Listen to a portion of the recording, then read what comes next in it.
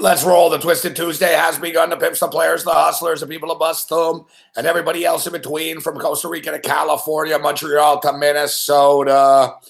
Let's rock and or roll.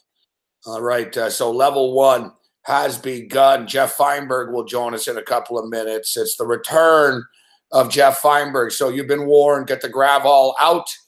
And if you're unaware, Jeff Feinberg, this guy likes to move more than Beyonce does on stage. Feinberg's a mover. He's a shaker. He's a mover and a shaker, literally and figuratively. Jeff Feinberg will join us this evening. And as I stated in a promotional video for this show tonight, nobody loves the NFL as much as Feinberg. Like, I'm not just saying that either. I'm not just saying that. Like, I think if we took like the top 100 NFL football fans in North America, Feinberg would be in the top 100. We'll ask him, like, at what point would he not watch NFL football? You know, we've talked about it in the past before. You know, we've said it. Tim Anderson said it. You know, Tim Anderson said Roger Goodell could punch me in the face and I would still watch NFL football. What would make you not watch?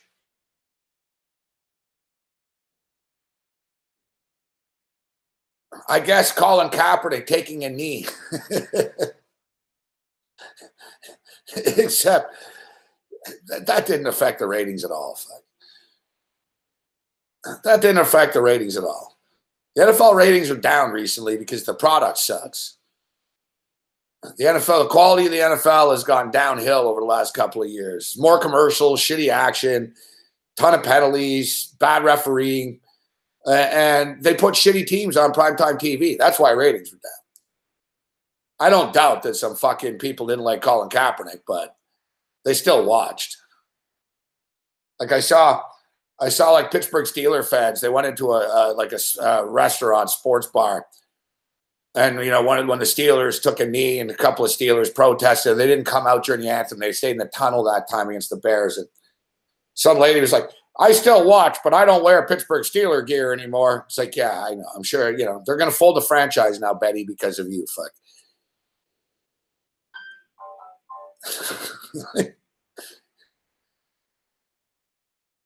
Yeah, it wasn't Kaepernick's fault that the ratings sucked. So, all right, we've got some late night action here this evening. Washington Nationals and the San Francisco Giants. We got Tanner Roark and Ty Block on the hill tonight. The Nationals sort of should win, but the Nationals are motherfucking money burners, man. If you bet every Nationals game so far this year, you're down like $700 or something, $600-700. Like they're money burners, this team. They're underachievers. They're underachievers, the Washington Nationals. And they better get their shit together because they're not in a free pass division anymore, even though, you know, the Mets will bottom out and reality will settle in. But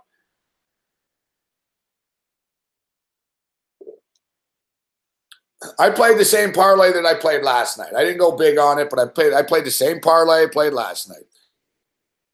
I took the LA Dodgers and a San Francisco Giant Washington National game, and I got the Nationals. So I got a parlay, Nationals and Dodgers, plus 177 or something like that. We went small. Now, our big play of the night, we talked about it last night, and, you know, we talked about, Dave Malinsky would want us to make money, and I'm betting too many games. So tonight I've sort of taken it easy a bit, and I like my approach so far. I played a money line parlay. Boston Celtics. I played a money line parlay, and I played the Celtics. So I laid the points with the Celtics, and then after I played a money line parlay on top of it. I lost with the over, though. But I like where we're going with this because now I've got the Boston Celtics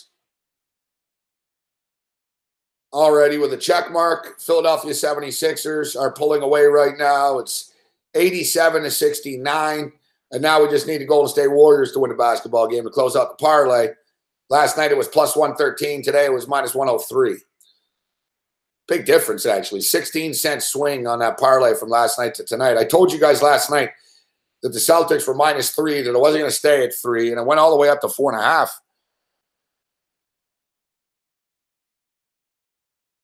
The Philadelphia 76ers are a scary team. I can't concern myself about the Sixers as a Raptor fan because we got to worry about beating the Washington Wizards first, and then whoever the fuck we play in the next round. Probably the Cleveland Cavaliers, and we probably won't even beat the Cavaliers, to be honest with you. Raptors better fucking learn to win on the road, man. It's going to be a disappointing letdown. I haven't given up yet, but I'm sort of bracing myself. Sort of like I knew Michigan would lose to Villanova. You got to prep yourself for these things. Everything's coming up Philadelphia right now. Philadelphia Eagles win the Super Bowl. Villanova wins the national championship. Philadelphia 76ers are rolling, and Meek Mill is now a free man. I swear to motherfucking God, man.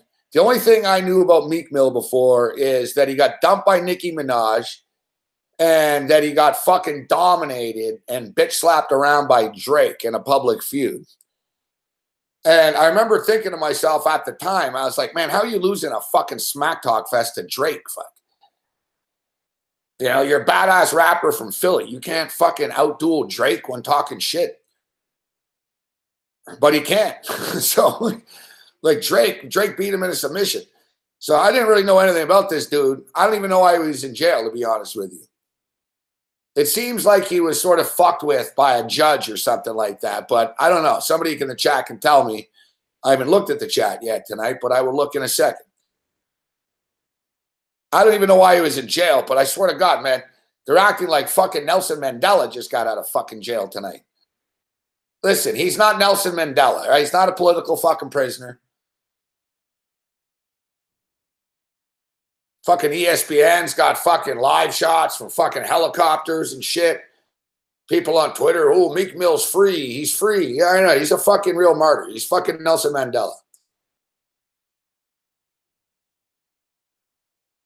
I don't really understand, too, not to sound like an old fucking white guy here, but since when do NBA teams fucking fly people out of jail to their games? Fuck.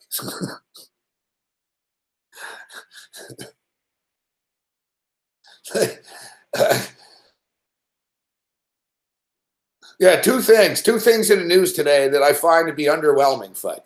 Meek Mill's release. Hey, listen, he seems like a nice guy, so I don't know. Like, I mean, I'm not ragging on him, but I guess it's today's culture. Fuck, no one knows who Nelson Mandela is, and Meek Mill's out of jail, so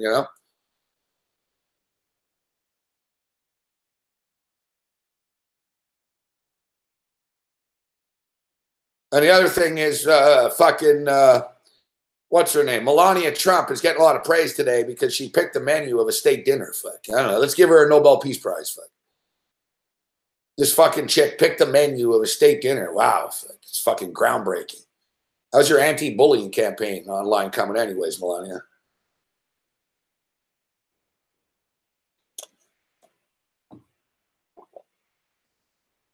Yeah, today in the news, Melania Trump picked a menu successfully without fucking it up. And a rapper was released from prison, and it's the greatest release since Nelson Mandela. Oh, yeah, and we're pissed off that it wasn't a Muslim that ran everyone over yesterday. I told you guys last night. I said, man, people are like, oh, ISIS this and attack that. I said, I bet you he's fucking pissed off about a chick or something. Like I said, fuck. The cop, I saw the cop shoot someone in Montreal once. I filmed it, and same shit, fuck. The guy was pissed off about a chick. It's always a chick, fuck, all right?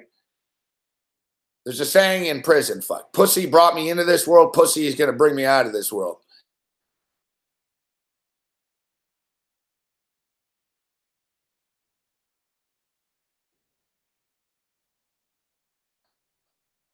This guy yesterday, this guy yesterday ran people over because he's an incel. I never knew what an incel was. There's a bunch of fucking losers online over at Reddit or 4chan. Fuck, he was a 4chan guy. Incel. He was inspired by some fuckhead, fucking Roger Elliott, something like that. I think that's the guy's name. And basically, he's a virgin. Unfortunately, so have I been as of late. He's a virgin. So there's a group of people out there. There's a group of people out there. They don't like people that have sex. I guess the chicks are called Stacy's and the dudes are called Chads. They feel as though that these people shouldn't be breeding and having sex with each other at all. And they hate women. So that was his reasoning. If anyone's wondering, he ran down people because he doesn't like other people having sex. And, basically he's a fuckface that obviously, got turned away by hookers even and shit. And ended up fucking running people over and somehow feeling, since he can't get laid and he's a stupid motherfucker, that his life will be better by running people over on a sidewalk.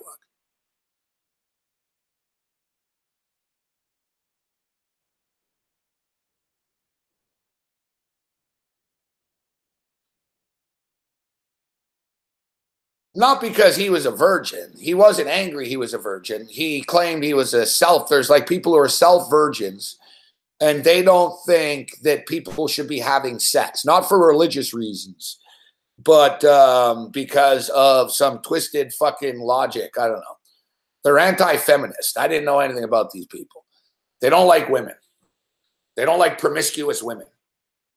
But they're not like it's not like a religious thing. He just, it's a lot like the dude fucking that shot up the university in Montreal. 2 times, 2 universities got shot up in Montreal.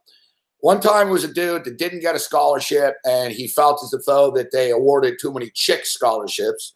So he shot all these chicks. And that other fuckface that I fucking walked by that day, I missed getting shot by about 10 seconds, was that Kinver Gill dude in Montreal. He walked up to a university, and he started shooting hot chicks. Like specifically, like he was targeting hot-looking girls because he was a fucking reject, and he felt, I guess hot girls laughed at him one too many times in his life, so he decided to shoot the cute girls.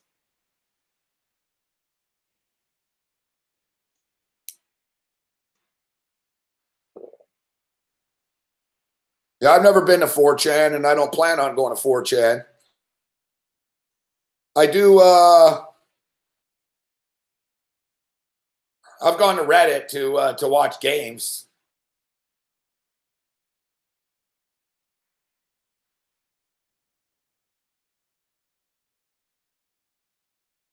Yeah, exactly. Exactly, Nighthawk.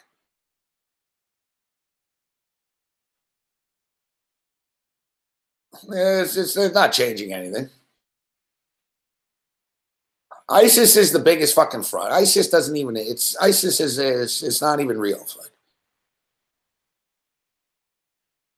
I saw a chick. She's this American chick. She's trying to get back into the States now. Basically, she was married in like fucking St. Louis or something. She married this dude. They went on a fucking vacation to Turkey or somewhere. And basically, when they got to Turkey, fucking, he said, "Oh, no, it's all good." And they got into a car with someone. The next thing you know, she was with ISIS in Syria and shit. And her kid, an American kid, actually did videos about killing everybody. Except she said she was forced, and the husband's dead. They don't know if they're going to let her back in. She's in purgatory now. Like she's at a fucking holding place. But I saw an interview with her, and she was talking about like ISIS. They asked her what was it like, and she said ISIS is not a. I've been saying this forever. ISIS are basically fucking Raider fans with guns. Like ISIS aren't. It's not some big caliphate. It's like the biggest fucking scam. And she said, she goes, it's a bunch of fucking heroin junkies and drug addicts and thieves and shit. They're just gangsters that are fucking lowlives. They don't have anybody, so they all fucking created this gang and shit. It's not about any religious shit. Fuck.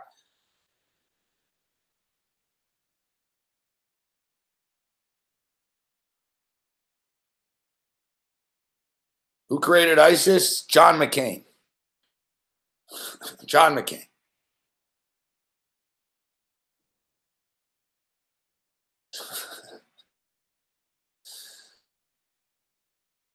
But that's besides the point.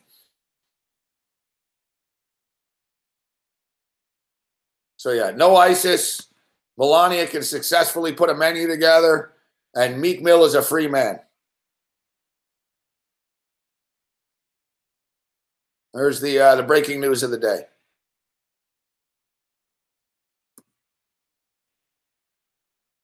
Now, the NFL draft, the other news of the day is Baker Mayfield's a dickhead. And I'm going to go on record, man. I don't mind. Like, I stand by it. If Baker Mayfield's lighting it up, you can hold this against me and say, oh, you said Baker Mayfield.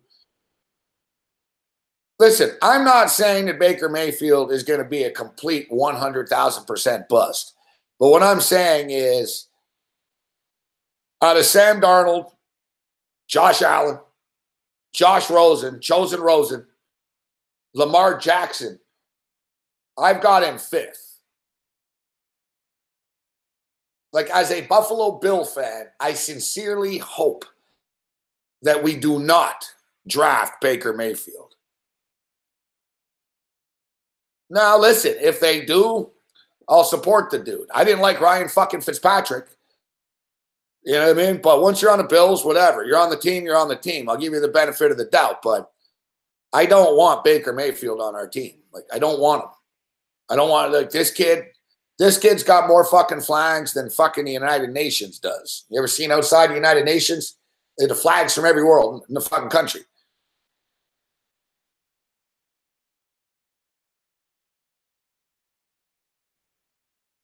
Like, I don't really know what more of a fucking warning people fucking need for this kid. Like, I don't know. Where do you want me to start? Fuck. Like, his attitude? I mean, he's got a great attitude, this kid. Fuck. This fucking kid thinks he's fucking, I don't know, man. I don't know. This kid thinks he's better than Russell Wilson or something. He's Johnny Manziel 2.0. So he fucking parties too much. Number one, he parties too much. Kid got tackled by the fucking cops on video, for fuck's sakes. Mouthing off at the cops. Do you know who I am? Yeah, you're a shithead quarterback that wears a fucking bandana like other douchebags that wear bandanas. He's a Big 12 quarterback. Name me a good Big 12 quarterback in NFL fucking history, for fuck's sakes. Name me good Big 12 players in the NFL. I'm sorry. I know Sooner Lisa's here, actually. I'm sorry, Lisa. Sorry, but I'm just, I'm talking from an NFL. He was a great college quarterback. But tell me about Big 12 quarterbacks and Big 12 players in the NFL.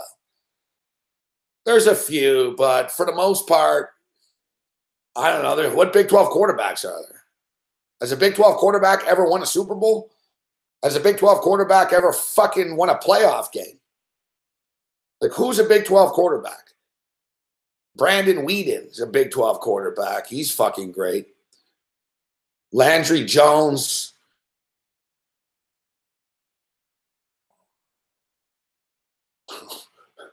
Like, help me out here, people. Troy Aikman was UCLA. Sam Bradford. Cordell Stewart was good. That was the Big Eight. That was the Big Eight. And what? Are we really fucking hanging on to Cordell Stewart here?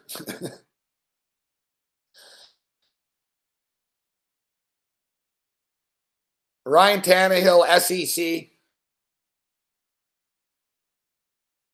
Vince Young wasn't bad. Vince Young wasn't bad in the NFL.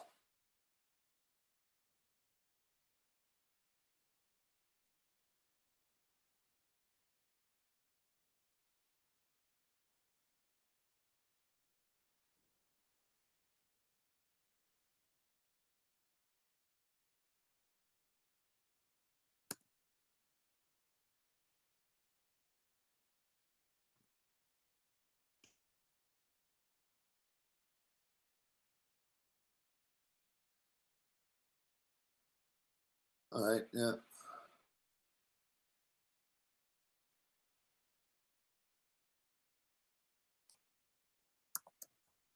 Our boy Feinberg's having a hard time getting in. Link has got a problem. I don't know.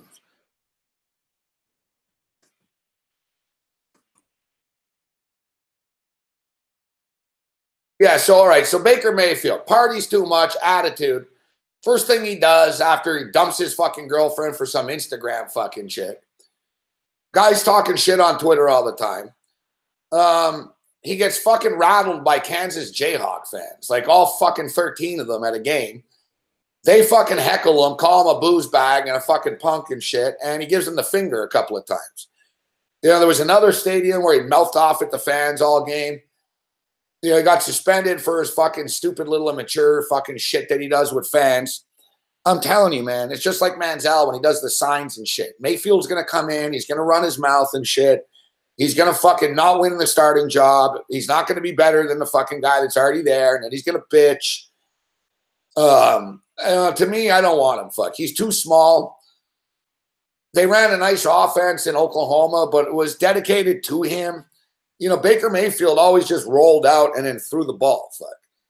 He's not going to be able to do that. He's too small, so he's not going to be able to throw over the line.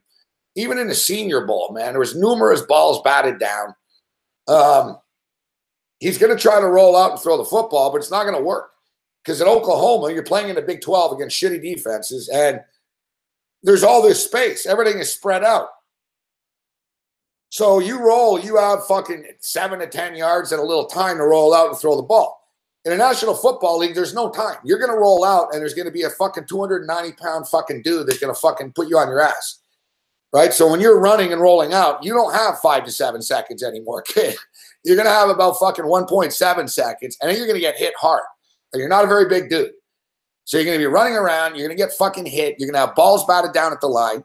And now let's get into his maturity. LA Chargers, fuck. LA Chargers at the pro day, give him a couple of plays to learn. He doesn't learn them. Fuck. Then he tells him, I got a lot on my plate now. Yeah, you got a lot on your fucking plate. What? Your Instagram bitch? What do you have on your plate, kid? I thought what you had on your plate is trying to get a job in the National Football League. And, you know, and then people are, you know, the dumb millennial people that fucking defend him. Well, you know, why would he learn the Chargers book? He's not going to the Chargers. First off, you don't know where the fuck he's going. Secondly, he just sent a fucking message to all the other fucking coaches that he's a little dickhead. Fuck that, you know, he'll pick and choose who he'll fucking listen to. Like I said, I'm not saying that he's a fucking monster bust or anything. But what I'm saying is, at least if you're taking Sam Darnold, fuck, you know the kid ain't going to be fucking getting tackled by cops and giving the finger to everybody and running his fucking mouth online. You know, you take Josh Rosen, you know, at least you got a fucking big kid that can zing the fucking football. You take Josh Allen, you got a raw Christian kid that's not going to get into trouble. Like Baker Mayfield already has attitude, and he's not even in the NFL yet. Oh, I'm not going to the draft. I'm not doing anything at the combine. The kid acts like he's the #1 fucking pick in the draft. Dude, you're Baker fucking Mayfield, all right? You got cut by Texas Tech, for fuck's sakes.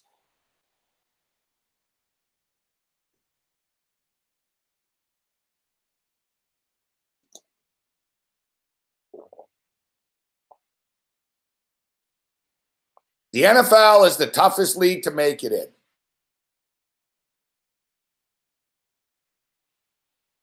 The NFL is the toughest league to make it in. It's the toughest league to jump from.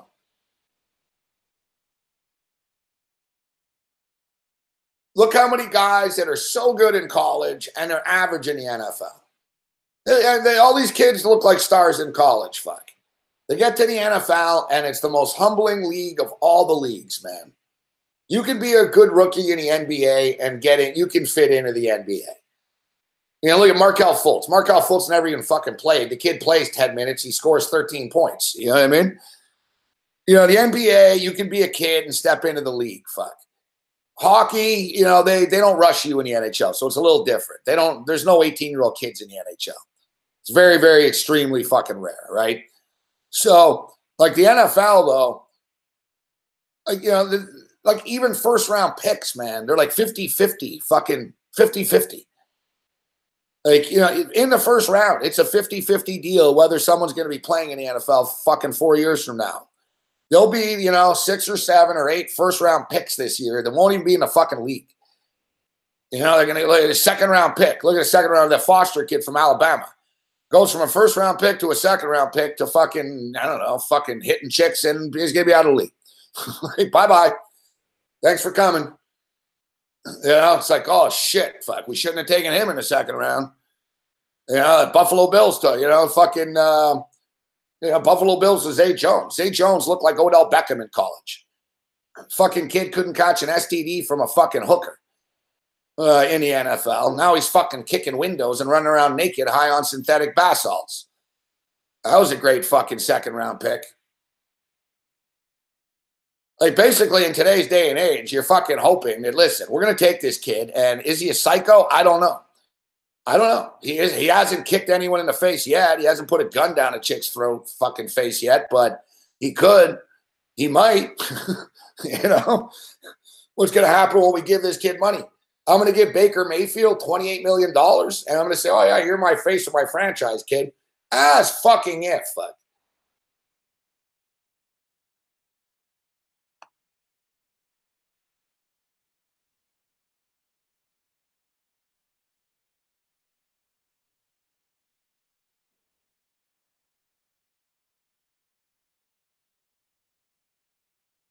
For some reason, Feinberg says the link doesn't work. We've never heard this one before.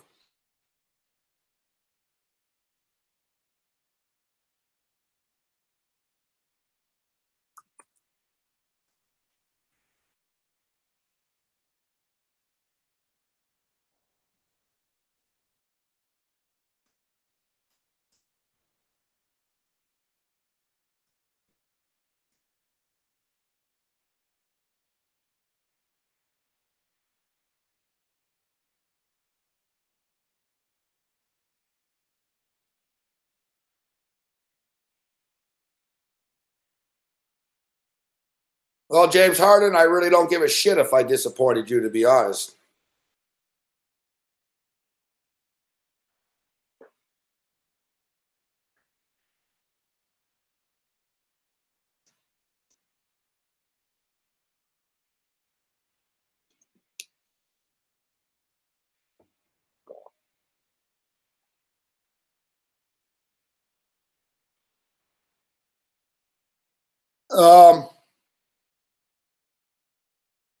Yeah, I don't know.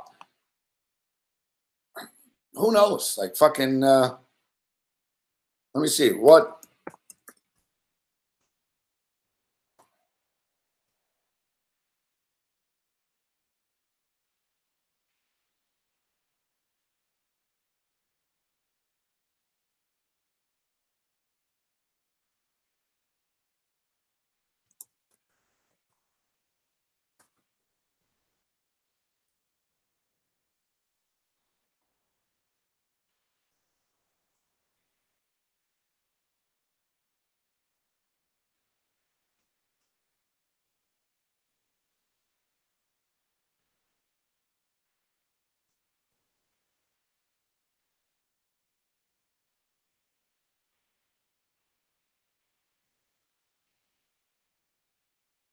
Feinberg says that it's a Google issue. He says he gets the link, but I don't know. He says his Google is acting all Google-ish.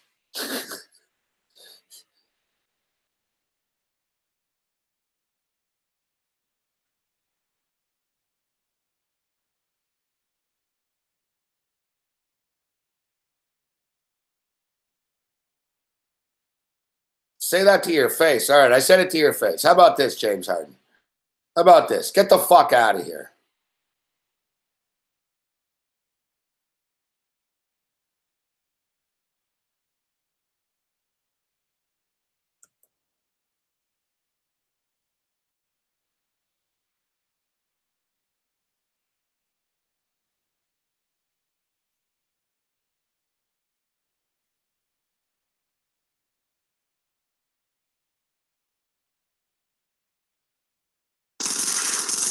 You're gone.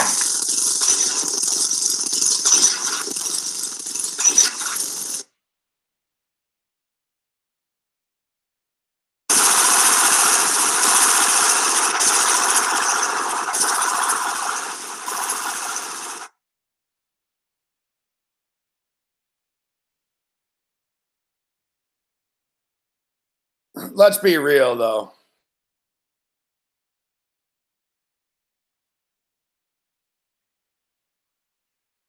We all knew that dude was a fuckface to begin with.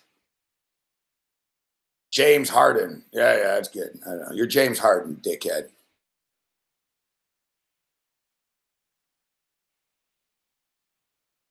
Go watch Colin Cowherd's videos, fuck, all right? Go watch Colin Cowherd's videos, fuck.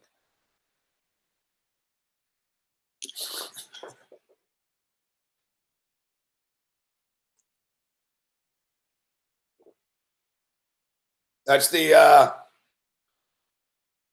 worst punishment I could say.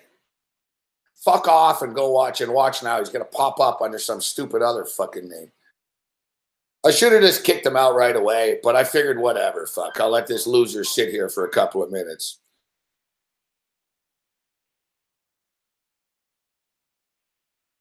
Yeah, Tony Corrente is real. Yeah, go watch Tim and Sid, fuck.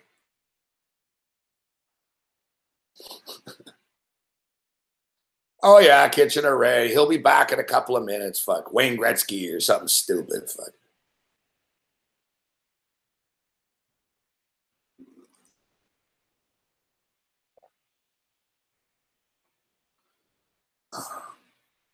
I'm not really sure about this next name here, Bonahan Benton. Bonahan Benton. I got my eye on you, Benton. Yes. Yes to Barkley. Yes to Chubb. No to Colin Kaepernick. Colin Kaepernick's, no. The Cleveland Browns don't need Colin Kaepernick. Yes, they should take Saquon Barkley first overall because he won't be there for still. And if they really want to take a quarterback, they can take a quarterback with their fourth pick. And they got a million other picks anyways. The best thing the Cleveland Browns can do, even though we're talking about the Cleveland Browns here, the best thing the Cleveland Browns can do, and they seem to be pretty smart recently. I mean, you can't say that signing Jarvis Landry was a bad deal. Trading for, you know what I mean? Getting Jarvis Landry wasn't a dumb thing to do. They brought in what? Carlos Hyde? That wasn't a dumb thing to do. Like you go down the list, they bring in Tyrod Taylor. That wasn't a dumb thing to do. So they're not doing stupid things. Like their draft last year was good. Myles Garrett's good. Jabril Peppers is good. Like the Browns are stockpiling good players. Now they have a moron as a head coach. I can't dispute that. So I don't know what the fuck they're going to do.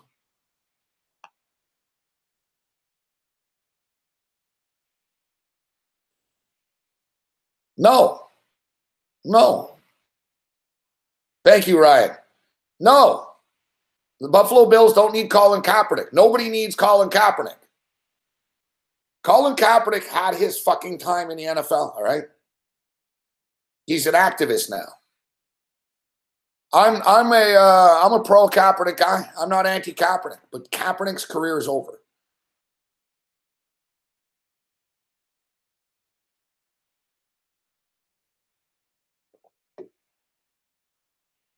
I don't know. He might end up as a backup on Seattle or something, maybe, but no. Like, why would I want Colin Kaepernick? Nothing, and to me, has nothing to do with the protest stuff. But why would I take Colin Kaepernick? I could get Lamar Jackson. Why would, I can get Lamar Jackson. Lamar Jackson's going to make like fucking $2 million a year. Kaepernick wants $10 million a year. Why would I, it's insanity.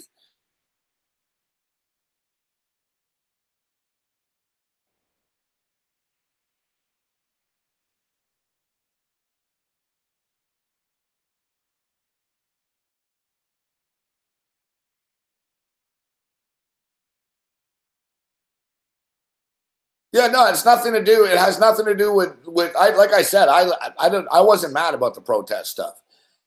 I don't have a problem with Colin Kaepernick, his personality. The Castro shit was pretty stupid, but for me, it's a football thing. He's not the same player that he was. That was a long time ago. That was a long time ago. You know, like that, the Super Bowl against fucking Baltimore, you know, like it's had nothing to do with Kaepernick. But the fact is, a lot of guys that played in that Super Bowl don't play anymore. Right? They're gone. Harbaugh's not even in the NFL anymore. Kaepernick had his run. It was a nice run. Just like Seattle had their run. It was a nice run. It was a shorter run for Kaepernick. Kaepernick was never supposed to be a fucking star. Fuck. He was an afterthought in the draft. Fucking Harbaugh saw something in him, threw him in there, said, you know what? This kid's better than Alex Smith. Throw him in here. And fucking, man, they went to the fucking Super Bowl. And in the following year, they went to the fucking AFC conference. They went to the NFC conference championship game. Like, so, like, that's a hell of a run, man. You know, like, Kaepernick was fucking good for a couple of years. But what happened after that? Once Harbaugh left, Kaepernick's football skills declined. His interest declined. And then basically 2 years after fucking Harbaugh, Kaepernick changed, right? He, you know, he had the afro. He became more political and an activist. He wasn't that way before. But the thing is, even in Colin Kaepernick's heyday with San Francisco, he wasn't overly liked by everybody on the team. And he wasn't disliked, but like he wasn't really a quarterback. Like Kaepernick is a very quiet guy. Like he doesn't, so, and it used to piss people off in San Francisco. Like he was the quarterback. He never talked to anybody. Like Kaepernick would always have headphones on and shit. And he would only really talk to Harbaugh. And then he would show up like in the huddle and shit. So he never had a relationship really with anybody on the team. He's kind of a loner. And, you know, it's hard to be a QB and be a loner, right? You're supposed to be that rah-rah guy. And so number one, it's his personality doesn't lead to that. So the combination with Harbaugh, who's the ultra rah-rah guy, it was the perfect balance. Harbaugh would big him up and, all right, go in here and do this, fuck, you know, and he would, and Kaepernick responded to Harbaugh. Kaepernick liked Harbaugh. That he responded to him because Harbaugh's the guy that drafted him and Harbaugh's the guy that gave him a chance to play.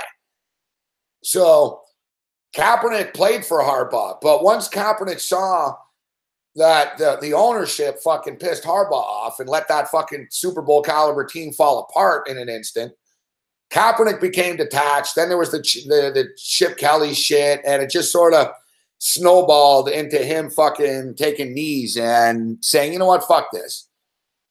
Like Colin Kaepernick did get screwed over by the NFL in a sense, but at the same point in time, he screwed himself and he knew he was doing it. He knew he was doing it, and he also didn't want to play. I remember even before the protests, man, I remember because I was a Kaepernick fan and it bothered me even before the protests. Like, you know, there were a lot of his teammates saying, you know, that, I don't know, man, he doesn't really seem that interested. The kid doesn't really like football. He's sort of here because he's making money, you know? And that's the thing. And he doesn't even care about money. So that's the combination with Kaepernick. Some guys don't like the sports they play, all right? Half the guys in the NBA hate basketball, fuck. They're only playing because they're tall. So NFL too, you know what I mean? Guys, UFC, they're not watching the shit. Like a lot of NFL guys don't like football, right? Some of them do, some of them don't. You got your rah-rah guys that do, but a lot of them could give two shits. They couldn't name players on other teams. They play the game and they get paid. And it's a job. Now, you got some quarterbacks that are, you know, like studying fucking film in the offseason and working out and throwing. Kaepernick isn't a football junkie. You know, like he's a football fan, but he's not a football junkie. So it's just sort of a job and a sport to him. And on top of that, Kaepernick is a very political person. And Kaepernick fucking hates the NFL owners because he knows they're all big fucking Republican fucking dickheads. So he hates the NFL owners. He hates the NFL system. So I think it bothered Kaepernick. In Kaepernick's mind, he was like, fuck, I'm a big hypocrite. I'm playing in this system that's the biggest oppressive and dickhead fucking system in America, this NFL league. Yet I don't do anything about it. I'm just making money, and I don't even really want to be here anymore, and I already have money. I don't really care. So you know what? Let's start pushing the envelope a bit and see what happens. He sort of knew Kaepernick didn't do this in the prime of his career. Kaepernick did this sort of when he didn't give a shit anymore, and he saw the writing on the wall. He's like, Harbaugh's gone. I'm not really the star everyone thinks I am. I'm pretty good, but I'm not really this phenom that everyone thinks I was. And people are catching on to this. The whole fucking zone read option thing is what made him. And that's the thing with Kaepernick, too. Kaepernick's a great athlete, but he's not a great quarterback. Like Kaepernick had success because no one ever did that zone read option before in the NFL. No one ever saw it before. It was like, holy fuck, this guy's fucking running or he's throwing, and what is he going to do? And we got to pick our poison. And what happened? What happened? Into the second year, fucking bam, man, they figured it out. They're like, all right, he's going to fucking run here, so let's just kill him. And we'll see if he wants to do the zone read option. And then what happened? By year 3, they were like, all right, he's getting murdered, fuck. We can't do this, so put him in the pocket. And then when you put him in the pocket, suddenly he's not the same quarterback anymore. You see what I'm saying?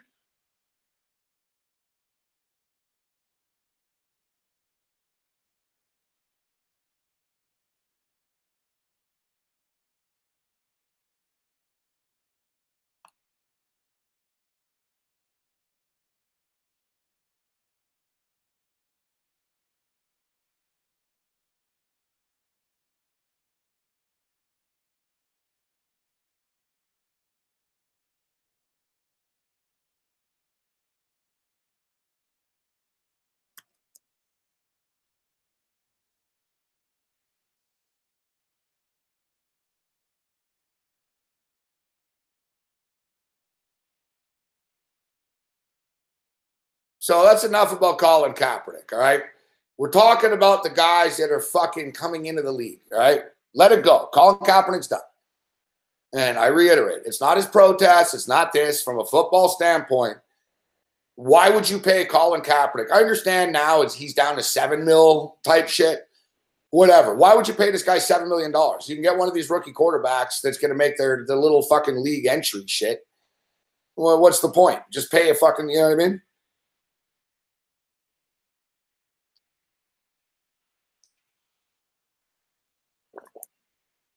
But that's why, this is why Josh Rosen is now falling. Josh Rosen is falling not because he's Jewish,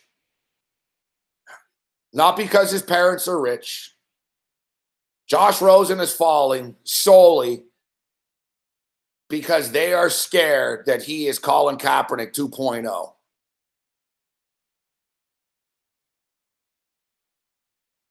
He's pushed the envelope a couple of times. And I've said this before. Listen, you know, Josh Rosen is free to fucking wear a fucking fuck Donald Trump hat if he wants.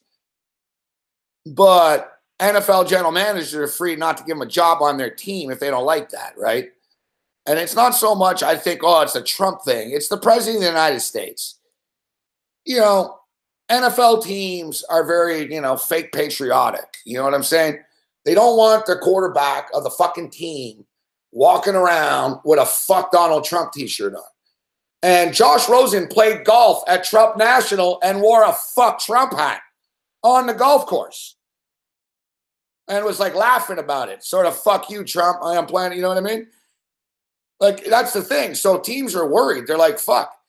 The kid's a great quarterback, but fuck, what if we take this kid and he fucking shows up with a fuck Trump hat in 2 days at our press conference? Now, I'm not saying he will, you know, like, but you don't know. You don't know. Right? So teams are like, fuck, man. Like, that's the thing. If Josh Rosen doesn't wear a fuck Trump hat at Trump National Golf Course and doesn't walk around in fuck Trump t-shirts, then, you know, I don't think some teams, even if they know, all right, the kid fucking doesn't like Trump. All right, he's a fucking anti-authority kid, this kid. Fine. We can live with it. But if the kid is going to be vocal about it, you got a problem.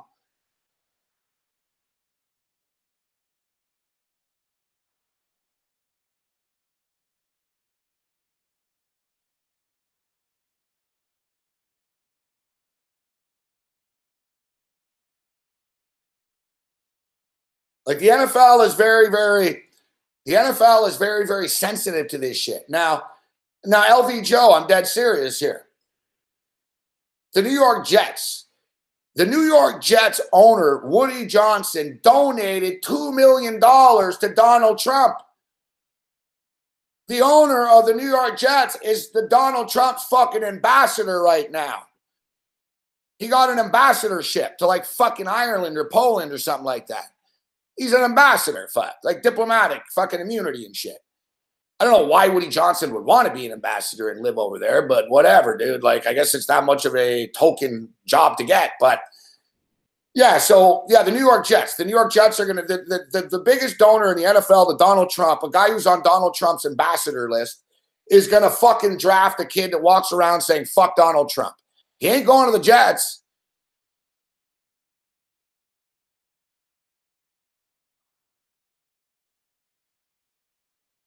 Court of St. James. Thank you, Tim. England, the most prestigious and best. Settle down, Tim. We should just get Tim on. Feinberg, you're out. Anderson, you're in.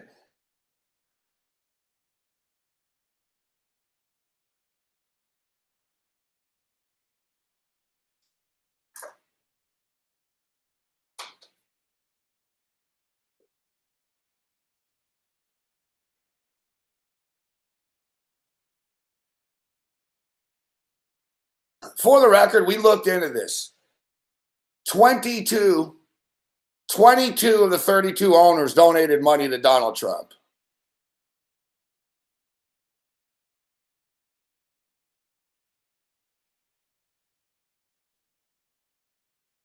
I'm telling you right now, Josh Rosen is going to go 5th overall to the Denver Broncos.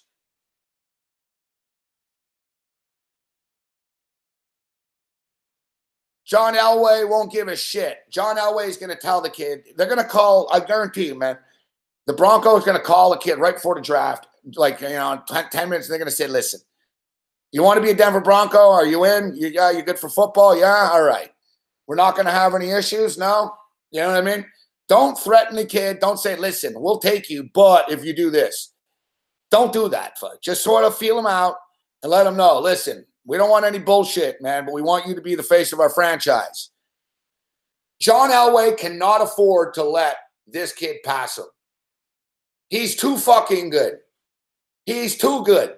They're going to be sitting there, some team like the Broncos at 5 going, for fuck's sakes, we need a quarterback.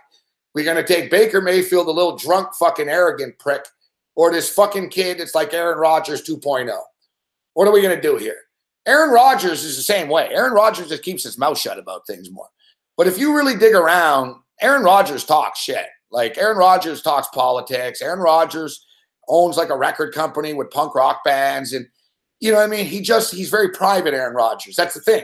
The Green Bay Packers don't care because Aaron Rodgers isn't running around Green Bay bitching about everything. But, if you ask Aaron Rodgers a question in the offseason, he'll tell you, yeah, I don't like that. But, like Rodgers was bitching about the Charlottesville shit. Like, he doesn't keep his mouth shut completely, but he's Aaron Rodgers, so he's got a little pull, right?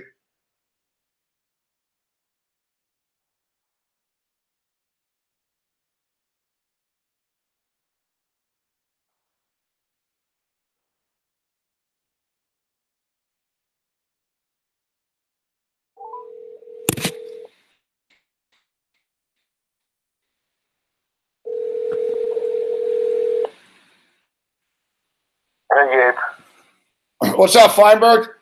How's it going, man? Sorry, I don't know. Maybe I'm no tech junkie, but I just gave up trying to get that video to work. Yeah, I know. You know what, Jeff? I'm disappointed. I'm disappointed. Like you're an NFL prospect.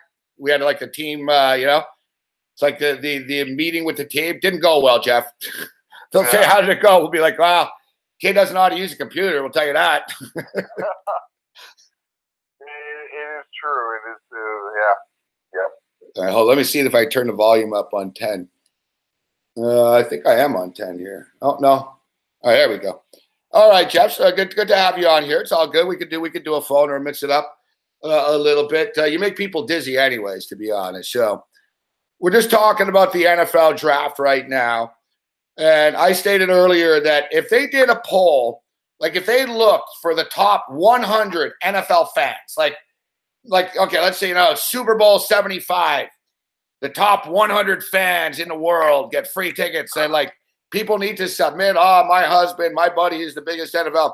I would consider you probably in the top 100 NFL fans in the world. Would you agree with that? Probably not. I don't know. I'm honored you think that. I don't know. You say probably not. I don't know. Somebody that's gone to the Hall of Fame, somebody that nearly cried when Philip. I think you did cry when Philip Rivers called. Yeah. You know what? Maybe you're right. I don't know. I care too much. You're probably right. As I play it all in. Your Twitter profile says, "I love Philip Rivers more than you love your mother." Yeah, that is true. But like, at the other side of it, Gabe, like the soft side in me. Like with the schedule coming out last week, and the Chargers being the Bills' home opener, like I don't know if I can go to that game. Like I don't need home opener Bills Mafia wanting to put me through a table. Like, no, you'll be all right. You've been to many Buffalo Bill games. Bills fans aren't really violent. They might throw a couple of beer cups at you, you know? No, but the thing is, the home openers are different, like, vibe, though, Gabe. It's like, I'm going to get, like, Patriot fan treatment. It was, like, week, like, 2 or... Yeah, no, you're right. People be fired up. The home opener is the time I got arrested. Yeah. And, you know, it's probably going to be the first game of some... chosen one's era, his first game at the Ralph. Like, people are going to be turned up. So, yeah, I mean, I like to think I'm going. I've never not gone to a Bills game, a Chargers game in Buffalo in the last, 15, 20 years. And so. You've always worn Chargers shit, right? Every time? Yeah, I would never not. But again, they usually don't mind me so much. But the fact that it's the opener, I think everyone's going to sort of be like, it's going to, I don't know. I'm a little paranoid. It's only April and I'm paranoid about it. I'll tell you that. You know, I'm moving to the West Coast. So I saw the schedule and I was all fired up. I'm like, oh, fuck. Then I realized, I'm like, man, I'm going to be looking at Seattle's schedule. Fuck. Like fucking... And the LA Rams schedule. I got to be mixing this up. So yeah, I'm talking about the NFL draft. What are you hearing for the Chargers? What, the 17th pick? What are you hearing for the Chargers? 17th pick, Gabe. I think very early in the process, there was a lot of people that, including myself, that kind of wanted to assume maybe a quarterback could be in play here, but no. But I don't think that's you got really Philip Rivers. You know he's not going to be around forever. I get it, but this feels to me, Jeff, like an all-in year here. Like this is sort of the year where it's like, all right, man. Honestly, how many more years does Phil have? He's playing at a high level still, a pretty high level, but people age overnight in a hurry. Let's say he's got 2 quality years left this year, next year. You know, it's enough put up or shut up shit. Like, you guys got to get this done before you're moving in a new stadium, Jeff. I hate to say it, but this is it. No, and that is sort of the exact line of thinking. This team, you know, if you're into the math and the pro football focus, it is incredibly talented. It doesn't have a ton of weaknesses. It should be in a prime position. If you look at where Denver and Oakland might be, Gabe, and you consider Kansas City, they're a very exciting team. They could be very good. They're also transitioning to a new quarterback. So if you do, you know, the Chargers, things could be setting up for them potentially in the division. And you're right. You look at the Pouncey contract they gave out this offseason. It was a 2-year deal. I saw a 2-year deal, and I'm like, that's essentially Phillip. The 2-year deal, it's all in. The Chargers don't really do much in free agency. The draft is a chance to make an upgrade to the football team, and it will 100%, in my opinion, be on the defensive side of the ball. Even if a quarterback starts to slide, Gabe, and you're starting to envision this Favre, Roger, you know. Like listen, if a Mason Rudolph, Jeff, I think Mason Rudolph's a nice fit for you guys. Yeah, but nice 6'4", 6'5" guy. I think he's being overhyped right now by the media. You know, if you could get him in the 3rd round, he probably gets picked up in the 2nd round. But I do see the Chargers maybe 2nd or 3rd round taking a quarterback if they like. But let's say a quarterback does fall, Nate. I think the 2 teams picking in front of the Chargers would take him, and that's Baltimore at 16, who Flacco's got 1 more year left of guarantee money. You got to feel that they're looking at hoping someone falls. And Arizona at 15, who people think might even be trading into the later stages of the top 10 to get a guy. So with quarterback completely out of the question, Gabe, 4.9 yards a carry the Chargers gave up on the ground last year. At linebacker, when Denzel Perryman was in, they seemed to be able to solidify that. He got hurt a couple times, and the depth on the team at linebacker really showed. And as I mentioned how the division is sort of maybe shaking itself out, in my opinion, to be a Chargers versus Chiefs battle, I think this draft pick has to be, you have to counteract the speed of the Kansas City Chiefs. The Chargers do have a strong defense. It needs to get stronger. I believe it will be linebacker or defensive tackle. Almost, I'm going to say 100% as the pick. Linebacker, I don't see Raekwon Smith from Georgia falling that far. There is the Evans, I believe, from Alabama, or the one from Boise. He's got an interesting name. I just call Leighton Van. Yeah, my boy there, Leighton. I know what you're talking about. The linebacker. Yeah, no, he's a speedy guy. Leighton Van Dash. Yeah, and with all those gimmick, we sideline to sideline plays that the Chiefs run, and they only got faster, Gabe. They brought in. I got him going 22 to Buffalo actually as the new Luke Kuechly. Yeah, no, and I think he could be gone. If the Chargers want to go linebacker, I think he is an option. And if they want to go nose tackle, a lot of people think that Vita will be gone maybe at 10 to Oakland, and that would leave another Alabama player, Deron Payne. Without getting into specifics, I don't know the player well, but anytime I see an Alabama lineman, Gabe, I remember many conversations we've had, for whatever reason, things like these offensive and defensive linemen from Bama, they don't dream about being Pro Bowlers. And a lot of bus, Jeff. You know what? It's a lot of cough syrup. A lot of cough syrup between those guys. Yeah, no, their dream is to get drafted. Yes. Just to get, once they've got drafted, they consider it a success. I don't know. I'm not pretending to know this one individually, but that just seems to be the vibe that I get with these Bama linemen, and you stare down the list of Bama offensive and defensive linemen that go in the first round. And oftentimes, Bama players look better than they are because Nick Saban's such a good coach, and he puts them in a position to succeed in Alabama, right? Yeah, and they're also surrounded by other. Exactly. That's a great point. You're going to be better off when the other 10 guys on the field are all fucking 5-star recruits, too. I guess to your point, this Leighton Vander Esch, he's probably making every play by himself on Boise. So it's a tough one, but I think team. So who's the guy? Who's this? So Tom Telesco is now in charge. Yeah, I think he's pretty young guy. Where'd he come from? How long's Telesco been in charge here? He's been in charge about 3 years, and I gotta say, I like his drafts. I think other than picking kickers, Gabe, he has done a fantastic job of getting 52 of the 53 guys right. He has done. You guys are getting more aggressive and fast. I see here in the LA Times asking about Phillip Rivers. The great thing is right now we're very happy with Phillip. He's our quarterback, hands down, for this year and hopefully beyond. But we always have to have an eye on the future. That's our job. When pressed, eventually, Telesco slipped that he's a big fan of Lamar Jackson. Yeah, and you know what, Gabe? Here's the thing. We haven't drafted a quarterback in a few years, even a late-round guy. But every year, it seems like the Chargers do deep research. Telesco's first year on the job, he almost traded. Remember those rumors? Rivers for the second overall, and they were taking Mariota. I like his words, too. He doesn't diss Phillip, but he's like, no, Phillip's our quarterback for this year, and we hope beyond. So he's basically, yeah. And I like he goes on to say, needs can change quickly in the NFL. Sometimes, you draft something and you realize in August you should have done something else. I like his honesty, actually. And Gabe, everything you're quoting, I'm a sucker. Maybe I should be on that list, you said, because I watched every minute of that 24-minute pre-draft press conference, which seems kind of silly, a GM to take questions pre-draft.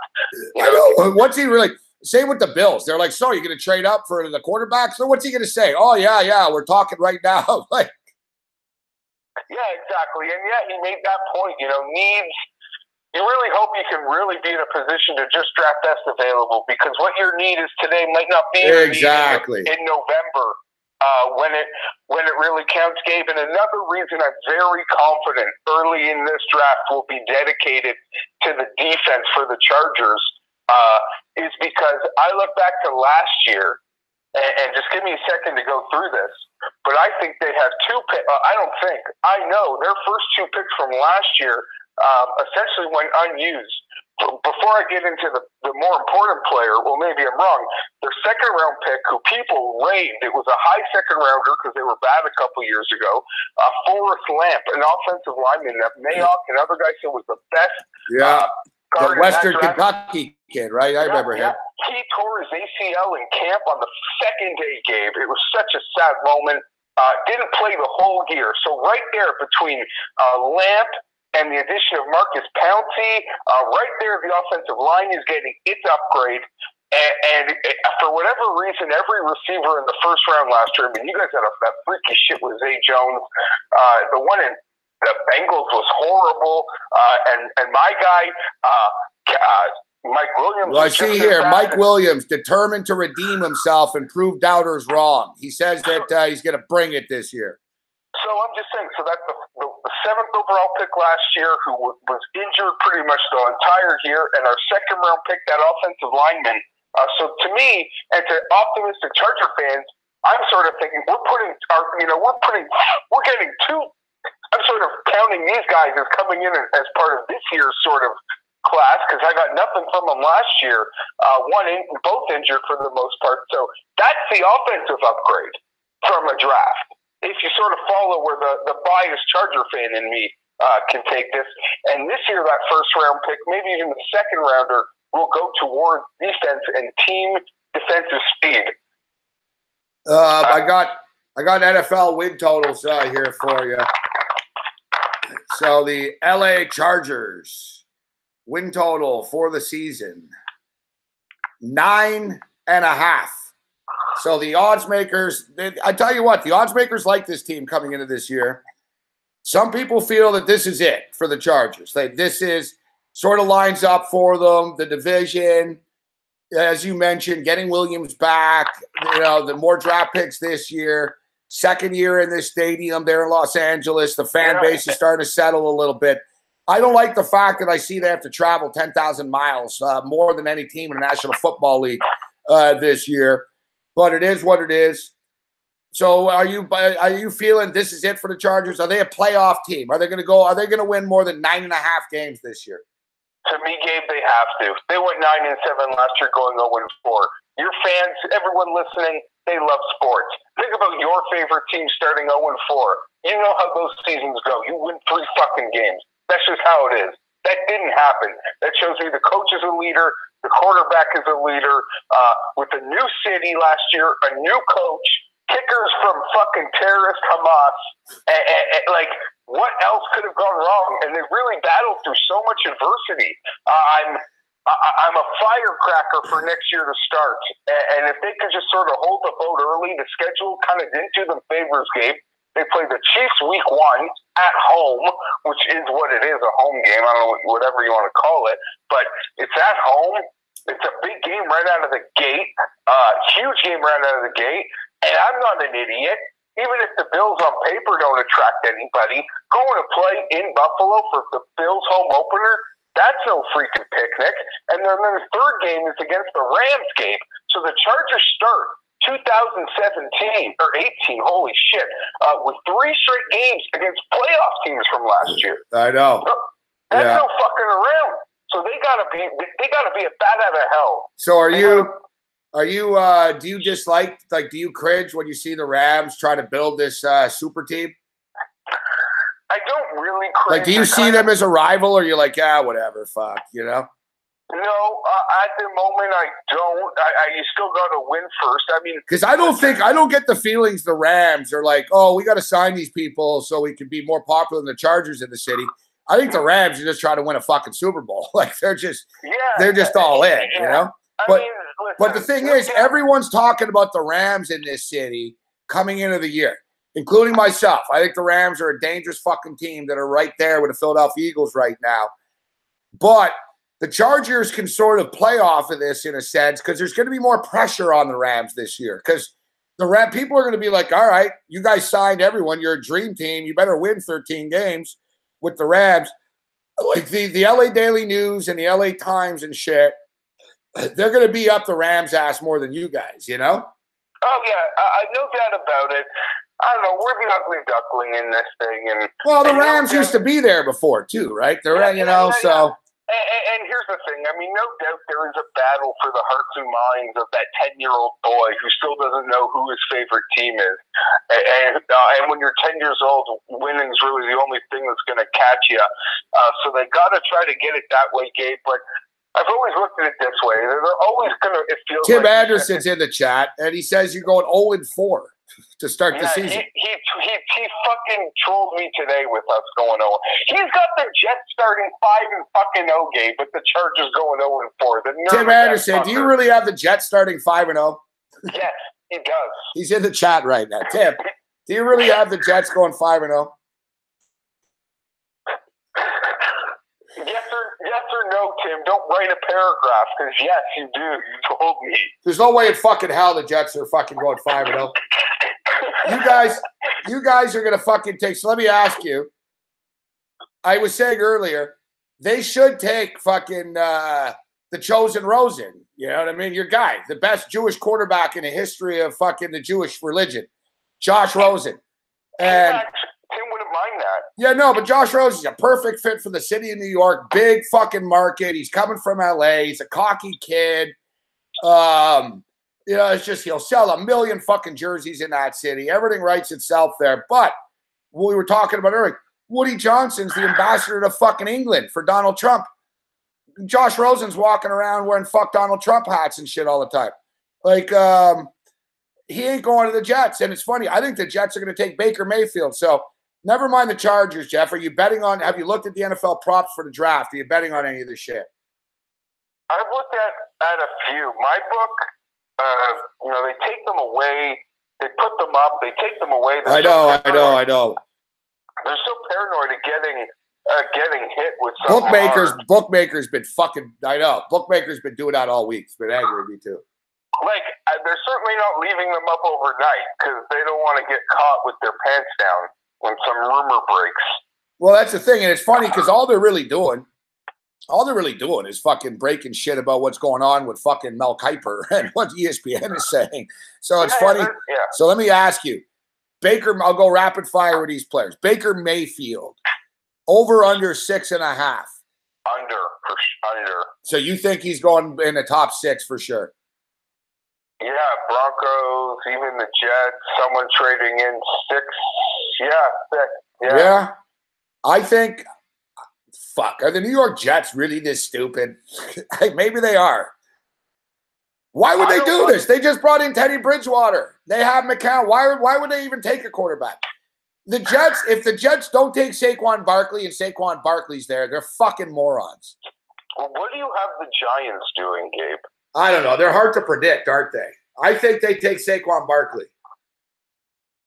He's from the Bronx, fuck. He's from the Bronx. He's the best running back prospect since Barry fucking Sanders. He's a can't miss. I saw one NFL GM say that in 20 years in the league, he's only had 4 players rated 5 stars. Saquon Barkley is the 5th. You see Sean Payton. Best running back prospect I've ever seen in my life. pretty strong words. Like you go down the list. Gil Brandt, legendary Dallas Cowboy scout. And, he's really good, Gil Brandt. And he's a great follow on Twitter. Gil Brandt says he's the best running back he's ever seen in his fucking life. Gil Brandt drafted Tony Dorsett for fuck's sakes and Emmitt Smith. I saw a piece that the guy reported that he's never spoken. He's never even had a guy. He's pretty much to these scouts. They call it the Gold Jacket Club. Like they're putting him in the Hall of Fame. Some scouts. Jeff, he's so cool. He didn't have a pro day. He wasn't like, I'm not doing this, I'm not doing that. He's just, there's no pro day. What do you want? There's nothing to show. I don't know what more can I do. It's like That's like asking fucking Pavarotti to audition for American Idol. Fuck, it's like, I don't really have to show you guys anything. And the thing is, he did everything at the combine. So he's not a bitch. Like, he did everything at the combine. And he was the second fastest player at the combine at the position. He was the strongest player at the combine. Out of 8 drills at the combine, he was number 1. The only thing he wasn't number 1 at, one kid was faster than he was.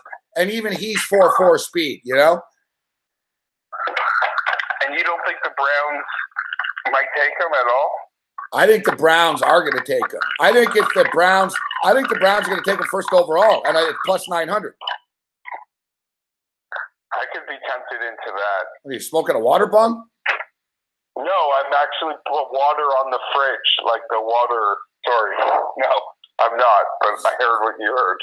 It's always noise. It's always noise with you. Even on the phone now, there's noise. No, I'm not. It's just like I was pouring water into a cup because my mouth is getting dry from hitting a bong earlier. All right. So, what's a great line, Yura?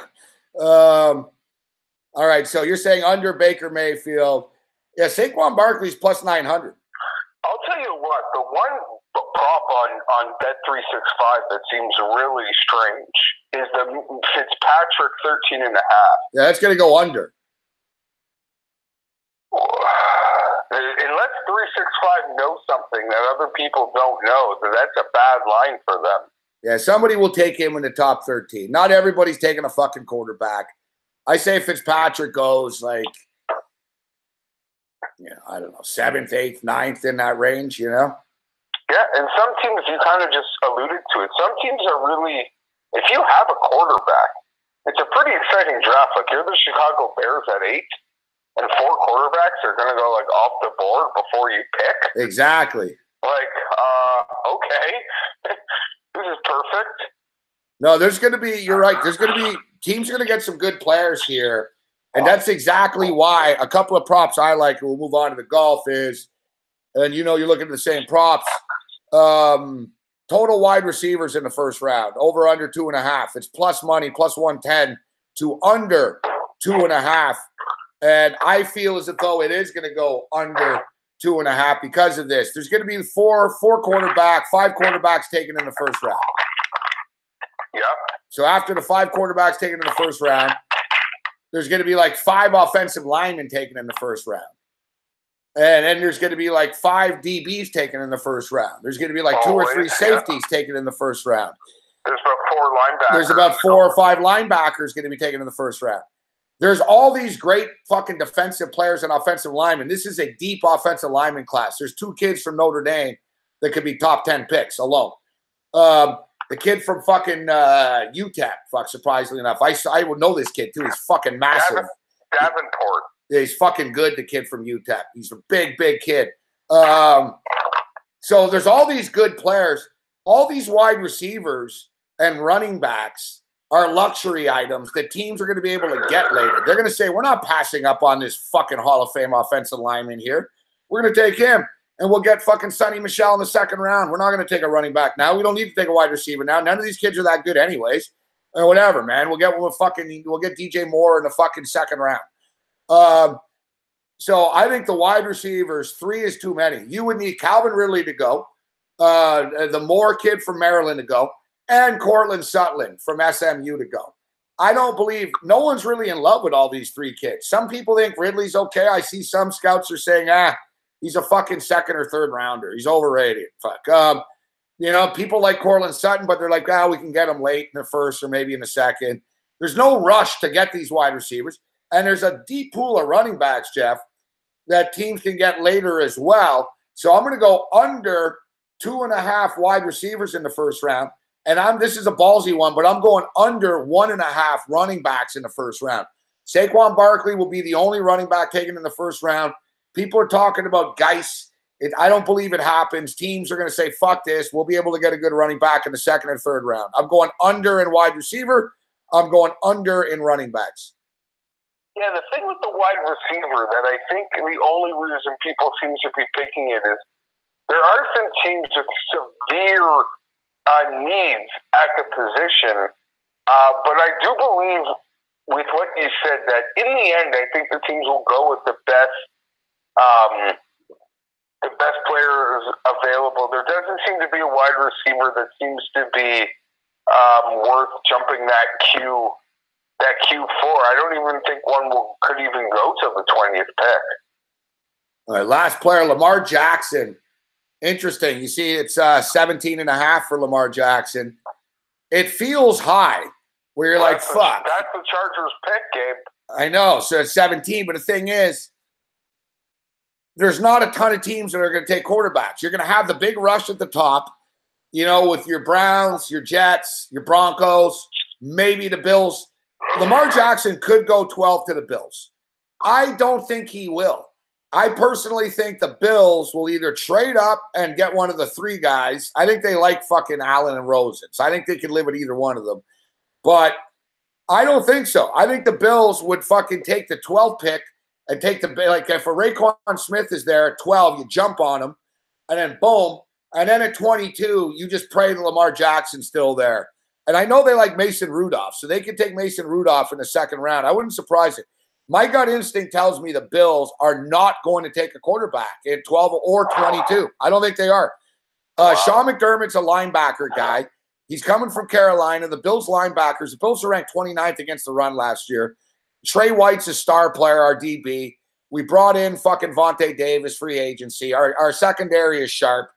We got some good players on the line. We need help though on the line, and we need another linebacker. That's why we're talking about Leighton Van Der Esch. The kid out of Boise State would be a nice fit there at 22. So I think the Bills are going to hold off. That's it. Now that, I got to give my final opinion.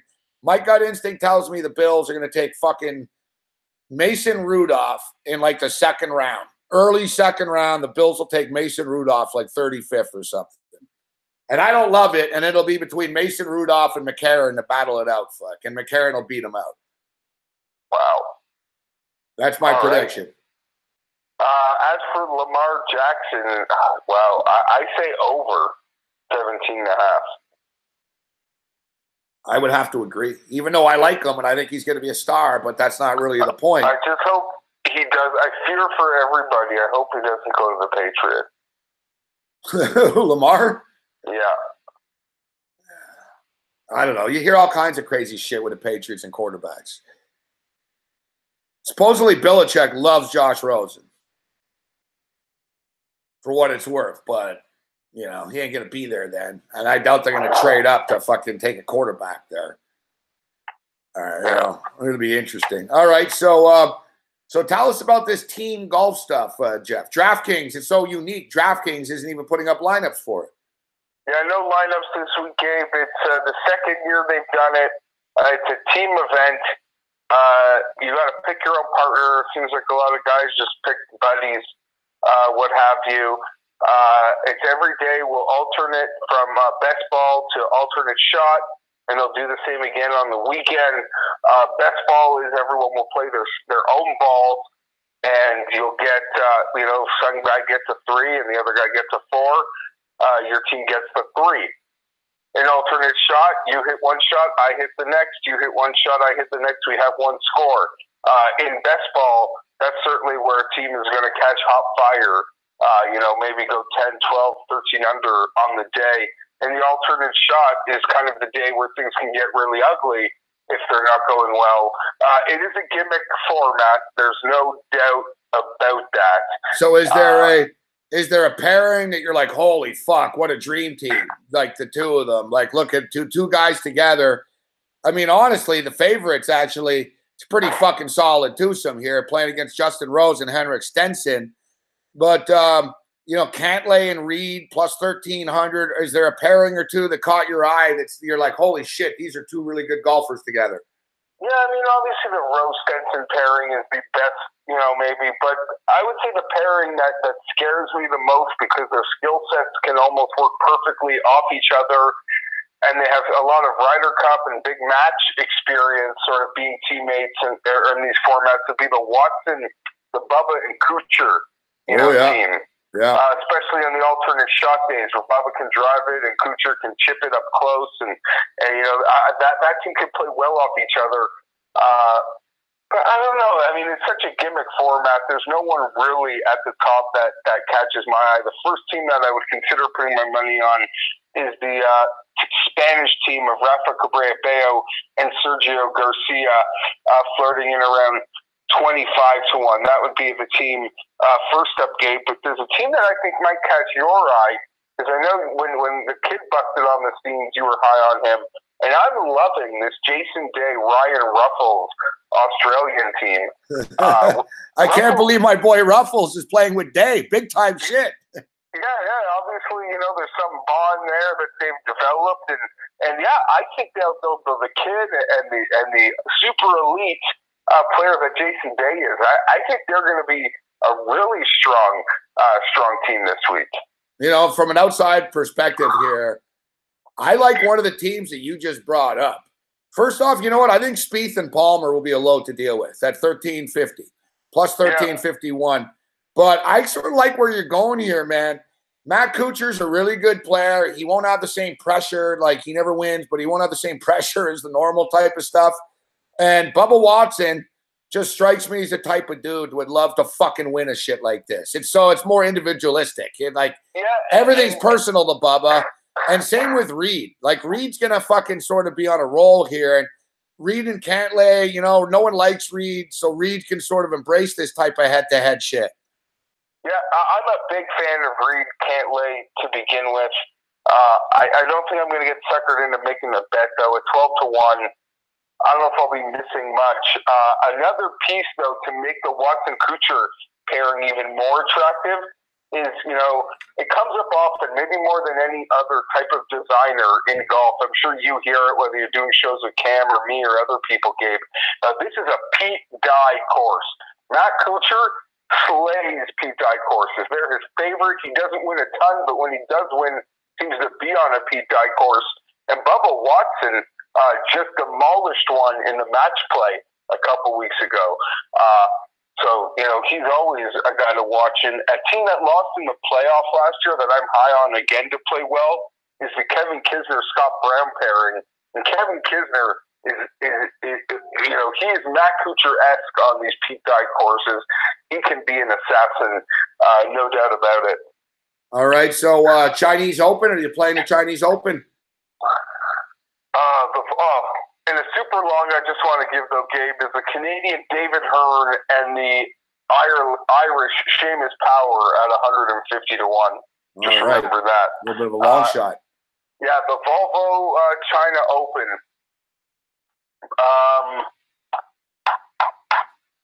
Who was I looking at? Eric Van Rooyen, EVR, as we call him, at 40 to 1, 50 to 1 range. This guy, second and third in his last two events. He's been really hot. Ben Cooley, a very popular golf capper when it comes to the European Tour. He's really high on Thorbjorn Olesen this week at 33 to 1 there, Gabe.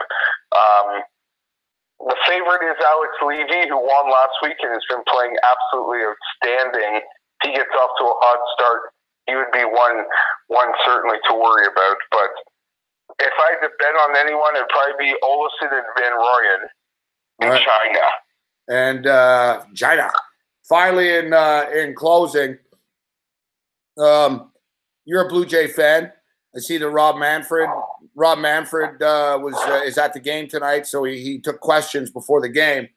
Yeah. And he actually threw the Rogers Center under the bus. He essentially called it the worst stadium in baseball. Yeah, did he say like our newer stadiums have millennial areas? Yeah, I caught that. What the fuck does that mean? Like, I don't know. Like, what is a millennial area? I know. Like, I don't know. They have that flight party deck out in center field. Like, that seems kind of like, you don't see mom and dads out there, so that seems kind of millennial. It just seemed like a weird thing to say. I will say this though, Gabe. I mean, you look around what's happened in baseball, and time really flies. So the Skydome is one of the older, might be, It's 29 years old. We're living in an era now. Look, Jeff, the Atlanta Braves have played in 3 stadiums since they built Turner Field. Think about that. Yeah, so that doesn't make it right. And cities shouldn't get bullied into this bullshit where they need to build a new stadium every 20 years or lose their fucking team. But I remembered, I don't know if it was you that told me this, and I asked you, I think it was you, when I said, how come WrestleMania never comes to Toronto? Fuck, it used to, and Toronto's such a big, like, WWE loves Toronto. It's always here. And I don't know if it was you that told me, but Vince McMahon basically told the fucking mayor of Toronto, or Ford at the time, I would do WrestleMania in Toronto in a heartbeat, but you don't have the Rogers Center isn't up to date. And he said, build a new fucking stadium and I'll do WrestleMania here. Yeah. I mean, it was pretty simple. And he even said it's not up to date enough for what we need to do. And he said, we have all these new stadiums. And you notice, you've called it, he pretty much follows new NFL opening stadiums, doesn't he now, right? Like, yeah. The only place they seem to keep going back to, Gabe, because they love the area so much, is the Orange Bowl in Orlando. It's kind of like WWE's home base, and they find it's a great place because of the worldwide crowd that comes to Orlando. With Disney, it's such an international. Yeah, the Citrus Bowl Stadium. Yeah, so that really seems to be the only place that hasn't been either a brand new NFL stadium or recently done up one. I mean, but it's like you said, it's easy for them. The weather's good. It's outdoors. It's simply they have a lot of space. But that's my total point is. So Manfred's stating, the stadium's just not good enough, and he didn't say you need to build a new stadium. You need to renovate it. When the snow fell through last week, me and Cam talked about this, and we brought up how the Rogers Center is essentially Olympic Stadium. It's a little bit nicer, but not by much at this point. There's no life in there, and really, Rogers are just cheap. Rogers got that stadium for $1 and they had to fucking pay some taxes on it, but they got it for $1, so they never had to build a stadium. And Rogers doesn't want to dig down and spend fucking $800-700 million on a new stadium. Yet, if Toronto wants to stay competitive, like you said, time goes by fast. And if you don't start developing now and at least picking out real estate and shit like this, then you're behind the curve, man. And the next thing you know, you're the fucking Expos playing in a shitty fucking 40-year-old fucking dome. The Rogers and the Jays better start moving on this. And it's not just that. It's the city of Toronto. Like I said, like WrestleMania, fucking wrestling are saying we can't even use this stadium anymore. Here's the thing, Gabe. I don't think they ever want to leave like that location.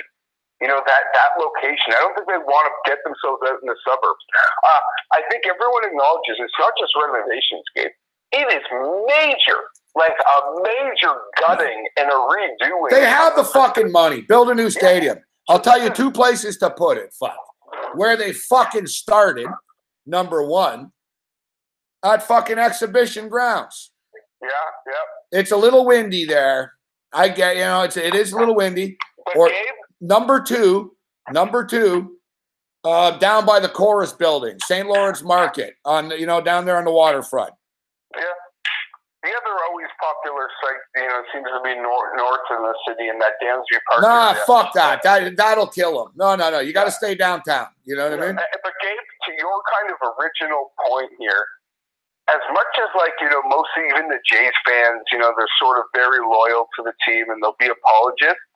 This is an issue. This stadium and the paying for it, or if they want to do this gutting of the Rogers Center and completely renovate it, this is a hill that the people of Toronto will die on. They will not. The Rogers will not win a PR battle for public money. It's a very good point. In some cities, they'd say, "Listen, we need the stadium. We're gonna have fucking shows here and concerts and state-of-the-art shows, and we're gonna get WrestleMania and we're gonna get this and that."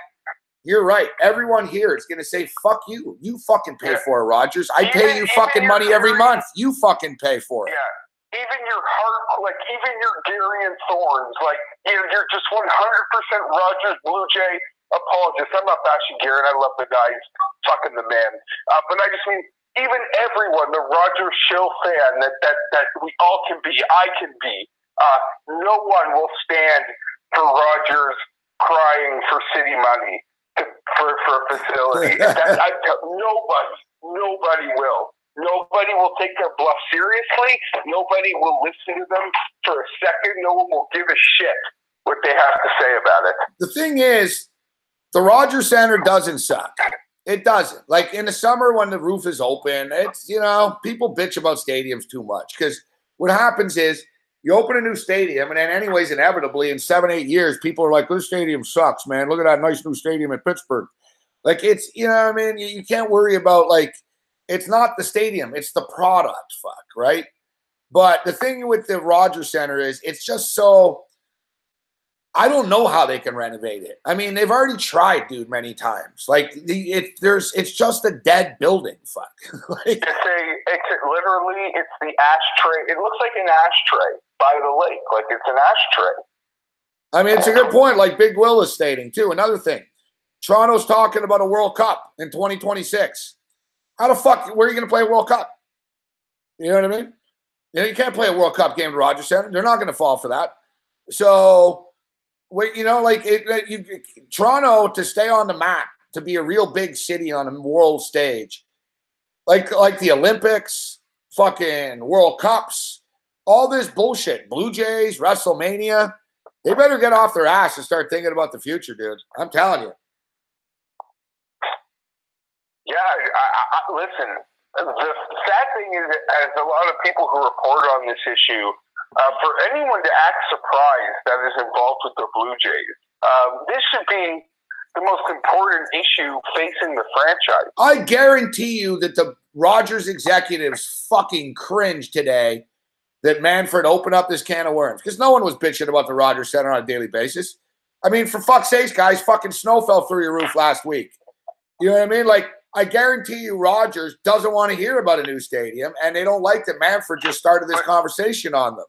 Yeah, but the one thing Manfred you're right, but Manfred did kind of try to soften the blow by saying things like, you know, they need more premium seating, whether it be, you know, they only have those. Yeah, I didn't like that either, from Manfred. So, but I think that was more him being like, okay, now I've got to sort of butter up the bread that I just burnt in the toaster. Yeah, and also I think he's also saying, you guys are idiots, because you see what he said? He said, I don't know. He goes, I don't know if I own the club in this vibrant market, I would look for more opportunities. He basically stated, like, and he brought up the premium seat. I think he was saying, you guys can't charge a lot for your fucking tickets, or you could charge more for your tickets if you didn't play in a fucking dump. I think that was his bottom line there. Yeah, but I guess to your original point, whether it's high-priced free agents or kids from the farm, if the team wins, people fucking fill that place. You're damn right. And I don't hear people complaining about it. People, I see them, they're smiling. Fuck. They go there, they love it in the summer there. The thing is, people here don't really know. They don't see, oh my God, this fucking stadium in fucking Pittsburgh's awesome. Or this new stadium. Yeah. Like, they don't know, right? So they just think it's normal that Rogers Center. They don't know how much cooler a baseball experience can actually be. Yes, that is a great point too. That if you go to all the stadiums, I don't know. You went to NFL games with the Bills, right? You saw at least one of them. Wasn't it just shit there? Even the NFL. Gabe, here's the thing though. My counterpoint to the Ralph, the other place I saw games is Qualcomm Stadium. I only went to the fucking two biggest dumps in the league. You know what? Ralph Wilson Stadium is the worst stadium in the NFL by far right now. It's fucking terrible. All right, that stadium sucks. They need to move. Qualcomm would be in that short list of second worst. It really was. You know what? Qualcomm was terrible. I can't lie. Dude, I went to San Diego once. I was like, you got to be shitting me. Fuck. There's one road in. There's one road out. It's like once you're in the parking lot, you got to walk 6 miles to get to the stadium. Fucking. It's this massive, you're never close to the field wherever you are. You're right. Like, It's a shitty stadium, that stadium. It really is. That's why they demolished it. That's why, unfortunately they left. Yeah, you guys will get, there'll be NFL football in San Diego again. I agree. Just like there's going to be baseball back in Montreal. Fuck. Just, you know what I mean? People always, it sucks at the time, but you go down the list if you think about it. Cleveland lost their team, they got them back. Baltimore lost their team, they got them back. Montreal Expos, there's big news in the last 2 days. They're coming back, fuck, right? Like, isn't Seattle going to get a basketball team? Exactly. Well, they're getting a hockey team first, but their team back. Yeah, I think thing with San Diego, they're building a smaller stadium with the Aztecs, and they got an MLS team going to San Diego. So they're going to have like San Diego Aztecs and the MLS team are going to share this stadium. And it's going to be a badass new fucking stadium in San Diego. So it's all a little heartbreaking, Gabe. I know. All right. Well, listen, at least you're – I know. Yeah, I know what you're feeling. Listen, I'm an Expo fan. Because, like, if they actually put that effort in and then a couple $100 million more from the league, the Chargers didn't need this, like, super state-of-the-art facility. No, I know. They just needed a simple – it would have been a new stadium, but it didn't need, like, all the bells and whistles that you're seeing, you know what, though? Moving from San Diego to LA, that's like moving from Toronto to Hamilton. You know what I mean?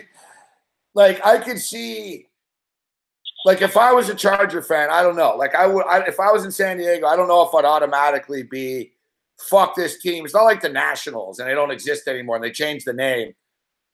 It's like, whatever, man. They moved 70 miles down the fucking road. You know what I'm saying? I know, but it's this whole, like, little, they like, inferiority complex to LA to begin with. You watch, like... Oh, people in San Diego hate LA. You're right. Yeah, you watch this, like, the Padre games. Beat like, LA. Beat LA. Fuck LA. Like, so it's like they don't want to fucking... Yeah, they don't want to... So, I don't know. It's all an ugly thing, but whatever. You got to keep on keeping on, and that's... that'll hurt them, because in the end, like, yeah, the Chargers have a good team. Imagine they actually had, like, look at the other teams, the Denvers and the Kansas Cities in their division. These real home fields, So we'll let you go here now, but what do you think of the Leafs and the Bruins game tomorrow?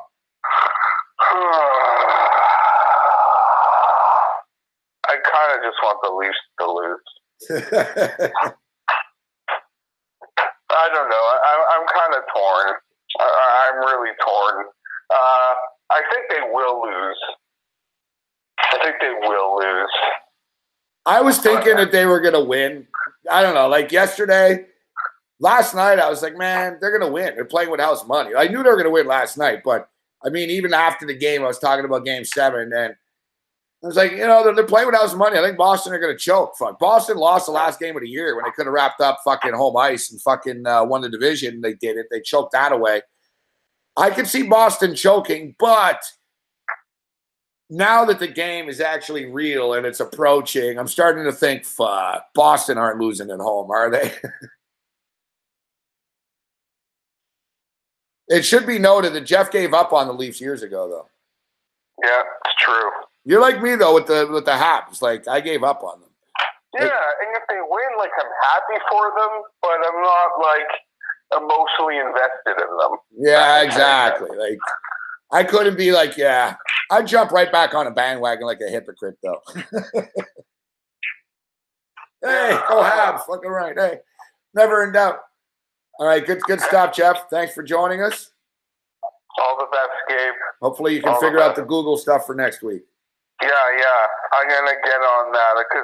Hey, once that they changed the calendar, right? Like the PGA Championship used to be at the end and no one cared. Didn't they move it to May? Is it started May this year? Not this year. This is the last year. Oh, fuck me. Really? Yeah. I know. I was excited. I was like, all right, there's a major coming up in a couple of weeks again. No, but there is still the Players' Championship is the second week of May. It's a big tournament. It's the biggest cash prize on tour. So like the Players' Tournament, the fifth major? Yeah, the one with that island green in Sawgrass, Florida. The one that's the one fucking tournament, fucking Ricky Fowler one? Yeah. That's the one, Gabe. That's the one. The one that doesn't count, fuck. Yeah. You know what? Winning that, Jeff, you know what that's like winning? That's like winning the fucking Budweiser duel at the Daytona 500, fuck. Yeah. I mean, it's funny. Like, yeah, you won at Daytona. It's a big one, but it wasn't the one. You know what I mean? Yeah. And I'm sure there's guys in the locker room that, because, there's guys that love the glory and also the money, but there's guys out there on the PGA Tour that they don't even give a shit about trophies or jackets. It's just about the check. So the Players would be their favorite of the year. Yeah, why not? Fuck you, pay me. Yeah. Always good, Feinberg. Thanks for the time. All the best, Gabe. There's Jeff Feinberg with us.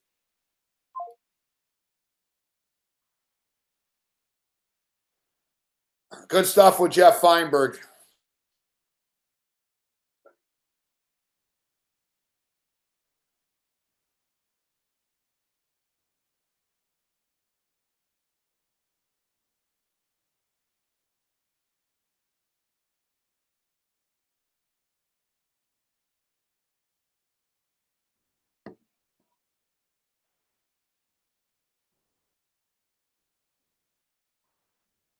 Observer says, have him on as a guest speaker. What's your specialty? All right, so here we are at the half. 49-38 at the half. So they're up by 11 at the half.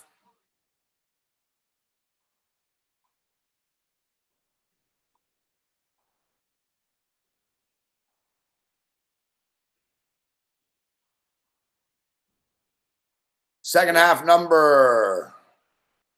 Golden State Warriors minus 3.5.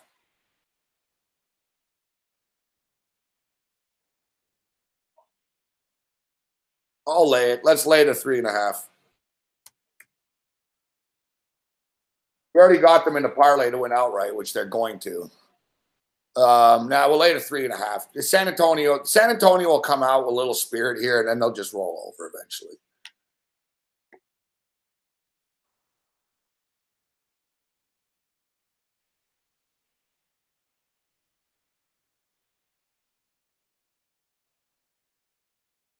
Yeah, I laid the 3.5 in the second half. They're going to pull away here. Yeah, so thanks to Jeff Feinberg for joining us on the program. One NHL game tomorrow. I don't know. I don't understand how the NHL doesn't have a fucking game scheduled tonight. They're fucking idiots. Major League Baseball. Everything's all tied right now. We got that Dodger National parlay. The Dodgers and the Marlins are tied at 1 in the 6th. And the Nationals and the Giants are tied at 3 in the 5th. LA Angels are up 8-7 in the 9th. Houston's coming up to bat here. They're down 1 in the bottom of the 9th. And the Inland Empire 66ers are up 6-0 on the Modesto Nuts. The Modesto Nuts, man. They only got 1 hit tonight, man. Yeah, so if you're looking for action here in the second half, I wouldn't fuck with the 1-5, 105.5. I'm not really an under better, but I don't see how they're going to get to 106 points because I think San Antonio is going to quit. And Golden State is going to kill the clock in the fourth quarter. It's going to get ugly, I think, and boring and shit. I wouldn't be in a hurry to bet over here. Golden State Warriors minus 215. Money line in the second half. So tomorrow night we got a full slate of NBA basketball again. And I don't know, pretty stupid scheduling here tomorrow, but we'll hit this. We haven't taken a break yet this evening. We'll take a quick bathroom, bong, walk the dog, beer, whatever your break is, stretch. It's the 7th inning stretch. I see we got the Tony Cicada in the chat. What's up, Tony?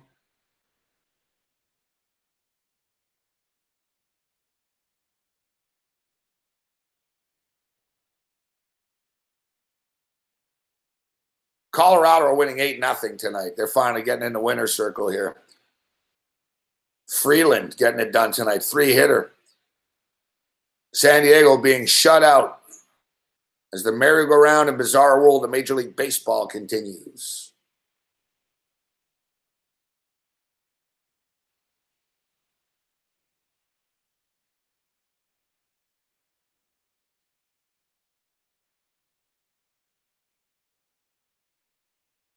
Golden State Warriors are minus 1.5 in the third quarter. The Warriors are going to want to come out and smoke them and get this shit over with. They don't want to go back to fucking. They don't want to go back to San Antonio. I would play the minus 1.5 in the third quarter. I also like the minus 3.5 in the second half here.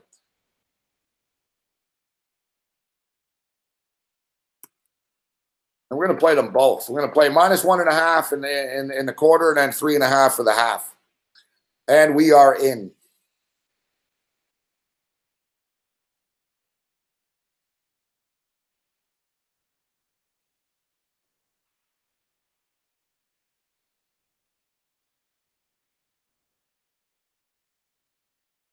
So, yeah, we'll take a quick break. And then on the other side, let's talk more NFL draft, more NFL football. I'll sort of go through what I think is a potential mock situation here. Yeah, I got to be honest. Coming into this, it's an unpredictable draft, man. It really is. You don't really fucking know. And we'll take a look at tomorrow's NBA games. We've got 4 games on the board. Philadelphia 76ers have advanced. They're a dangerous basketball team.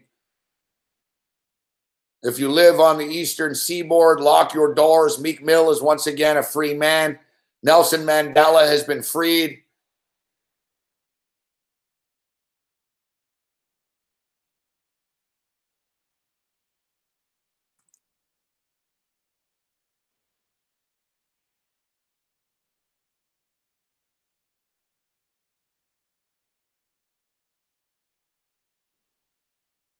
And Florida Gator wide receiver Antonio Callaway reportedly test positive for marijuana at the combine. Every time which wouldn't be a big deal.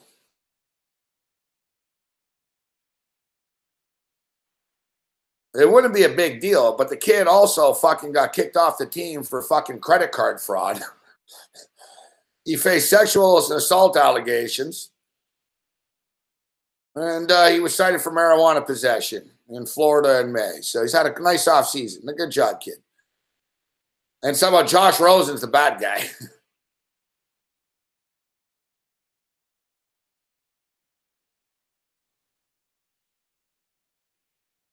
He tried to dilute his urine sample at the combine.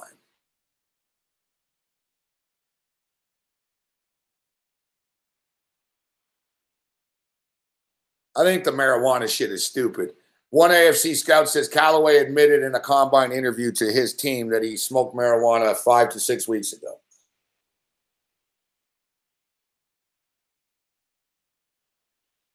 He was one of 9 Florida Gator players suspended as part of an investigation into credit card fraud. He accepted a pretrial intervention, which will scrub felony charges from his record. A year earlier, he faced sexual assault allegations in a subsequent Title IX hearing. He was found not responsible, which was overseen by a judge who also happened to be a booster for the Florida Gator athletic program. Fucking Florida, you corrupt fucking cocksuckers. It's always that way. It's like the chick that accused Jameis Winston, man. We never know if she got railroaded, but she basically stated that Tallahassee police told her, don't fuck with the program. The district attorney was a Florida State booster. You know, none of them wanted to see Jameis Winston get busted.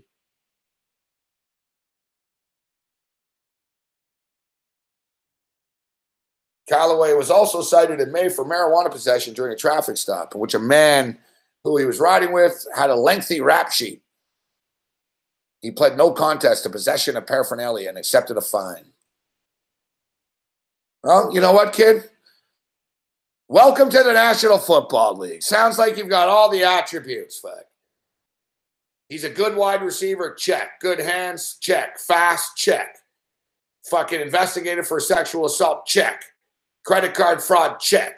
Marijuana possession, check. All you're missing is a drunk driving, and you're a fucking Pro Bowler.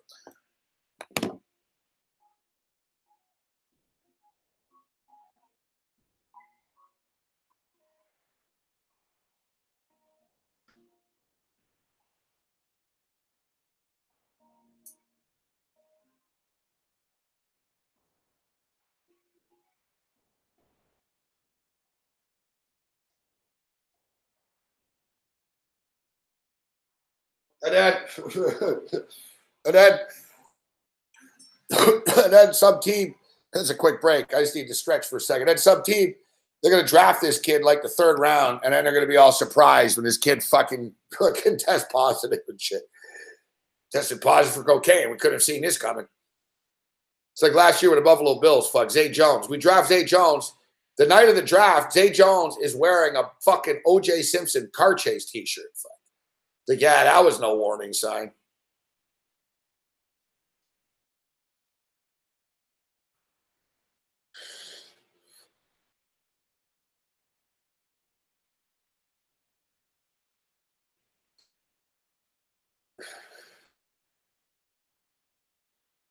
Yeah, he's got all the attributes of an NFL player.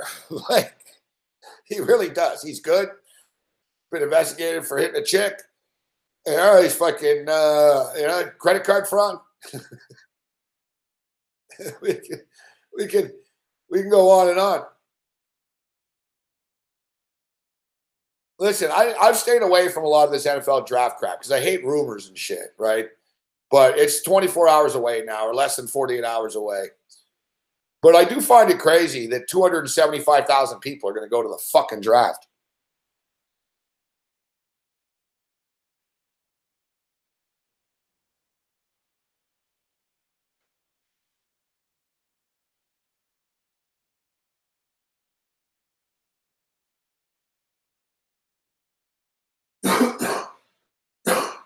Man, I got to get a new fucking chair, a new setup, man. This fucking chair kills my back.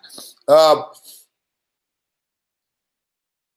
they're expecting 275 to 300,000 people.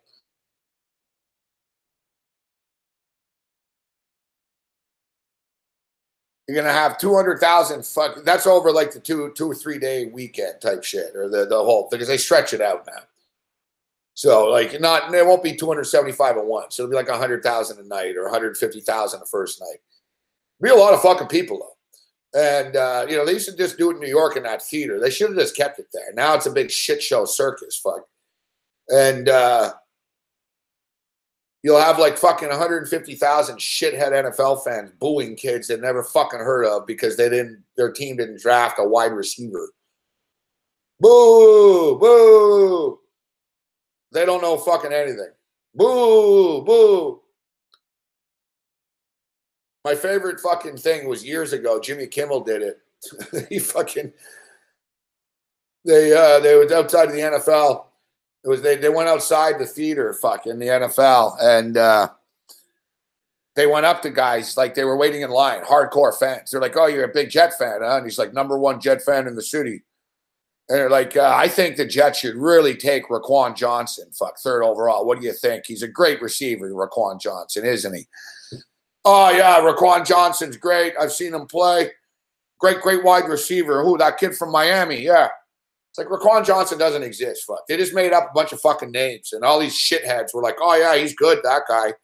It's like, now, you know what? I'm making that guy up. He doesn't exist, fuck. So you're going to go in there, and you're going to boo, fuck, you know? Just go and fucking boo. Just go fucking boo the fucking players. Boo.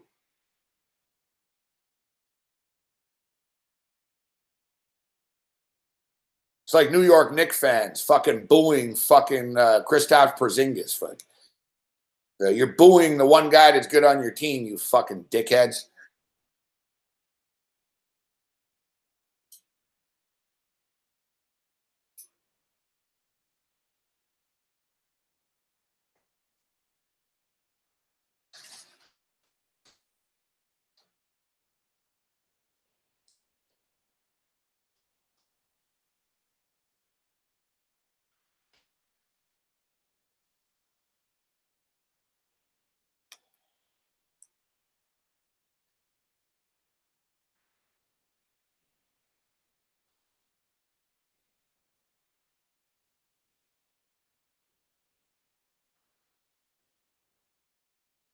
Yeah, we're still tied at all these baseball games right now.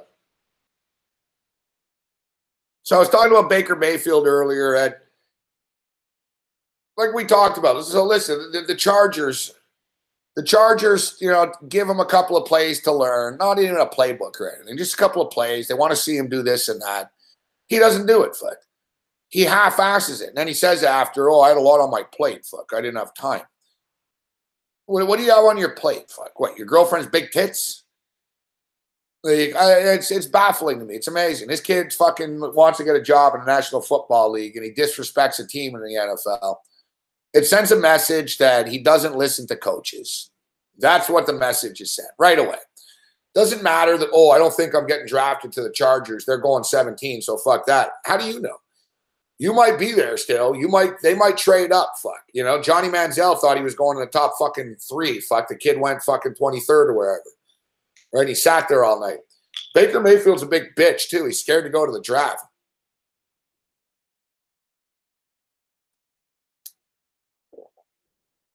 He's not going. Did he change his mind? I don't know. I saw the other day he said that he's facing extreme pressure to go. Well, you know, kid, you know, if you want to be drafted in the top 5 or 7, you sort of have to be there. Fuck. Like, his attitude is beyond annoying. And like I said, any team that drafts this kid, they're gonna fucking regret it, man. And he's gonna go pretty high. I want to bet on the over 6.5. It's plus money. In a smart world, he doesn't go in the top 6.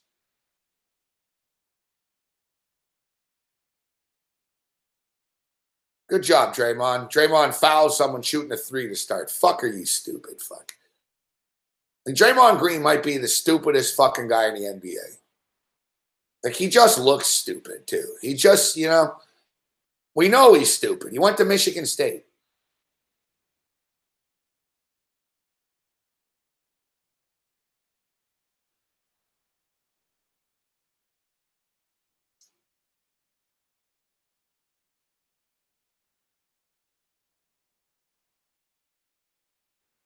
Oh, it's going to fucking suck if we draft.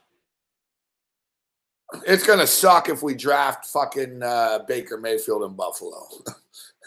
I got to eat all this shit and live with it.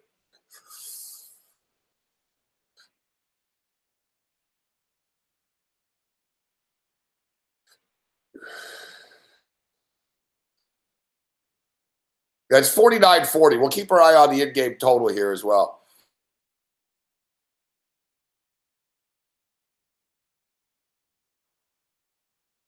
So I don't know. I don't fucking know what these teams are going to do. You know, it's hard to predict. Fuck. You know, a lot of years, the NFL draft is pretty predictable. This year, it really isn't. You've got 3 quarterbacks at the top that are pretty much fucking, you know, different people like more. Some people really like Sam Darnold. I don't, but some people really do. I really like Josh Rosen. A lot of people, they all like Josh Rosen, but they don't like Josh Rosen's personality. Josh Allen is very, very popular with NFL guys right now. Because Josh Allen's rah-rah. There's nothing they don't like about it. Like, he's got no flags, Josh, besides his accuracy, which they think they can work on, right? His personality they like. So those guys, you know, those guys are a lock. Those guys going to go. But Baker Mayfield's the X factor in that it only takes one GM to really think Baker Mayfield's the next Drew Brees.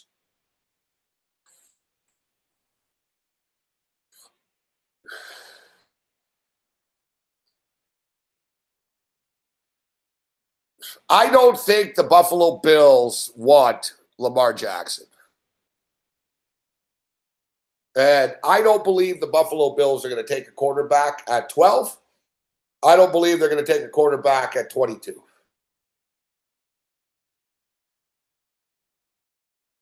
They might surprise people and take Mason Rudolph 22nd.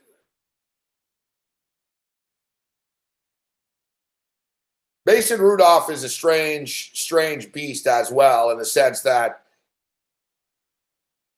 you know, some NFL GMs are fucking really high on Rudolph. They think that he's an NFL quarterback, and other guys think he's a 4th-round pick. Right? That's what I'm saying. Some guys think Lamar Jackson is going to be a big bust. Some other people think Lamar Jackson's a fucking star, you know, that's going to be the steal of the draft. So it's sort of really all over the place. There's no way in hell. I see someone said, bet the farm that Darnold goes first. There's no way in hell I would lay minus 300.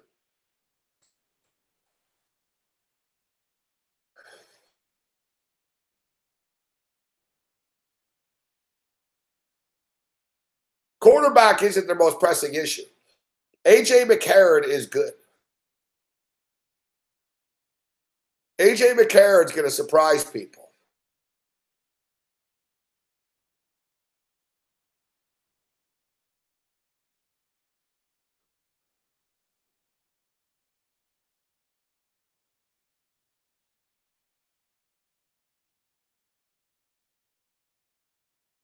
Zach Kenkel says it's official. Oh, yeah, it's official. What? It's official, Zach, right? They made the announcement.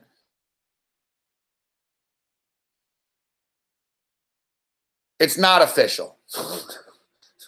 Don't listen to Zach Kenkel, right? It's not official. If it was official, it would be minus fucking 38 fucking 100, not minus 300.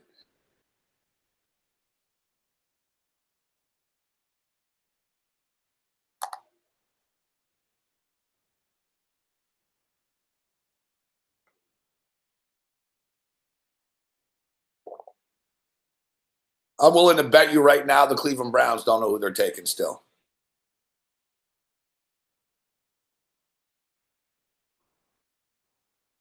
I guarantee you right now the Cleveland Browns don't know who they're taking. It's probably an internal debate.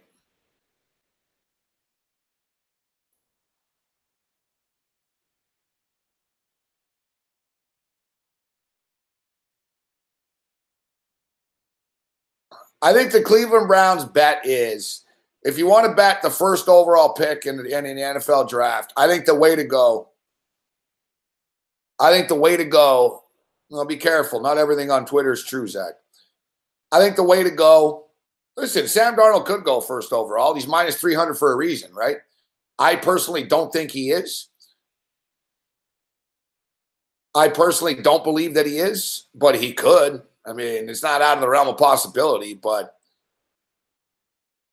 I don't believe the Cleveland Browns just brought in Tyrod Taylor to take a quarterback first overall in the draft.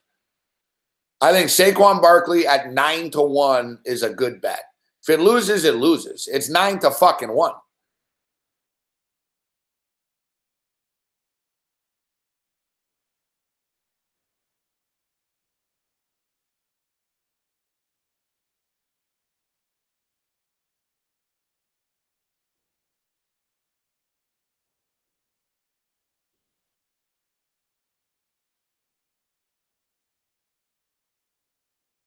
So looking at these props right now,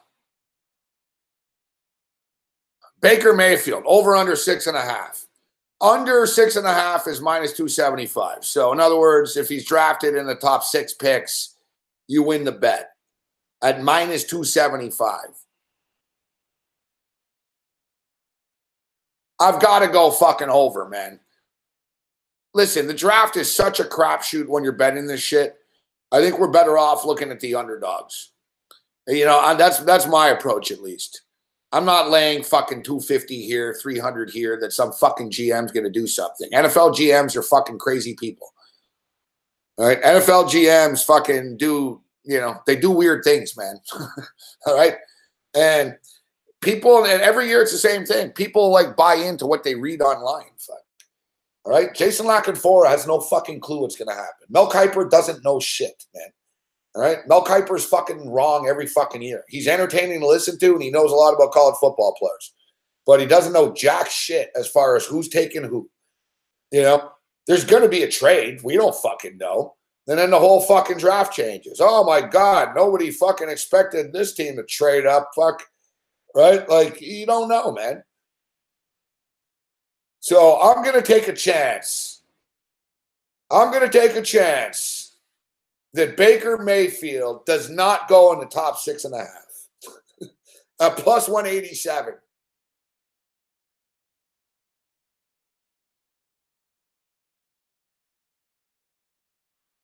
Fuck. He can't go in the top 6. Like, he's not a top 6 player. I don't think the Cleveland Browns are going to take him. I think the Cleveland Browns, the Cleveland Browns should take Saquon Barkley and Bradley fucking Chubb, all right? Don't overthink this shit.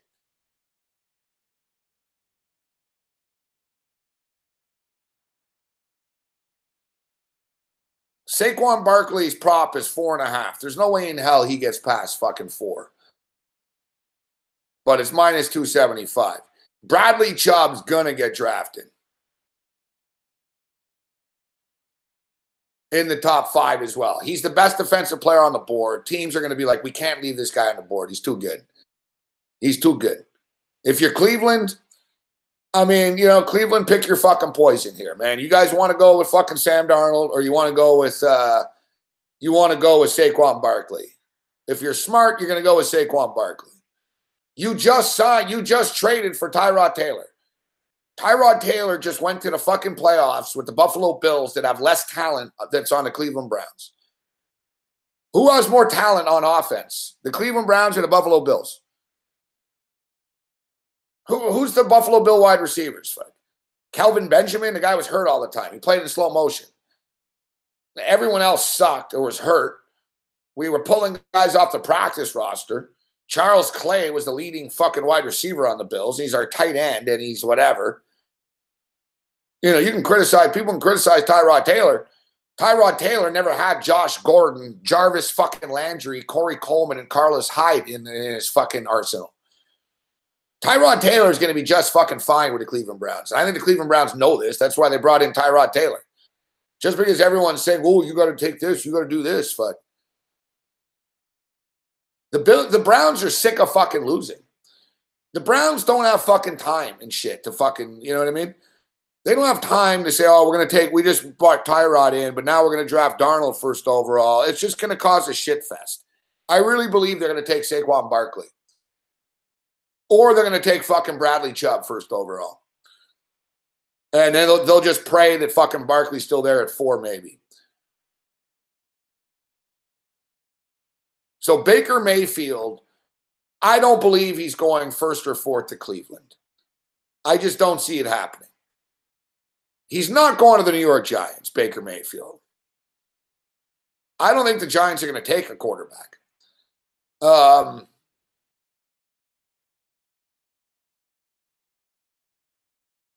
New York Jets. So basically, this bet with Baker Mayfield is, we're betting that Baker Mayfield's going to get drafted to the Jets 3rd overall or to the Denver Broncos 5th overall. And I don't think it's going to happen because I think Josh Rosen is going to fall. And I think John Elway is a fucking Hall of Fame quarterback who's going to say, oh my God, fuck, I can't believe I can get Josh Rosen 5th here. And he's going to do it. That's my prediction. Josh Rosen under 5.5 plus 110. Josh Rosen does not make it past fucking 5. Josh Rosen does not San Francisco take a 4-3 lead on the Nationals. Of course they do. Fuck. Josh Rosen, I think, is going to be a Denver Bronco. I think Baker Mayfield is going to fall. So I'm going Baker Mayfield over 6.5 plus 187. Bradley Chubb over under 4.5. It's going to go under. He's too good to fall. Calvin Ridley, over under 16.5. I don't have a strong opinion on this one. I would say over. I think the media likes Calvin Ridley better than NFL teams do. Amari Cooper isn't really helping Ridley's cause.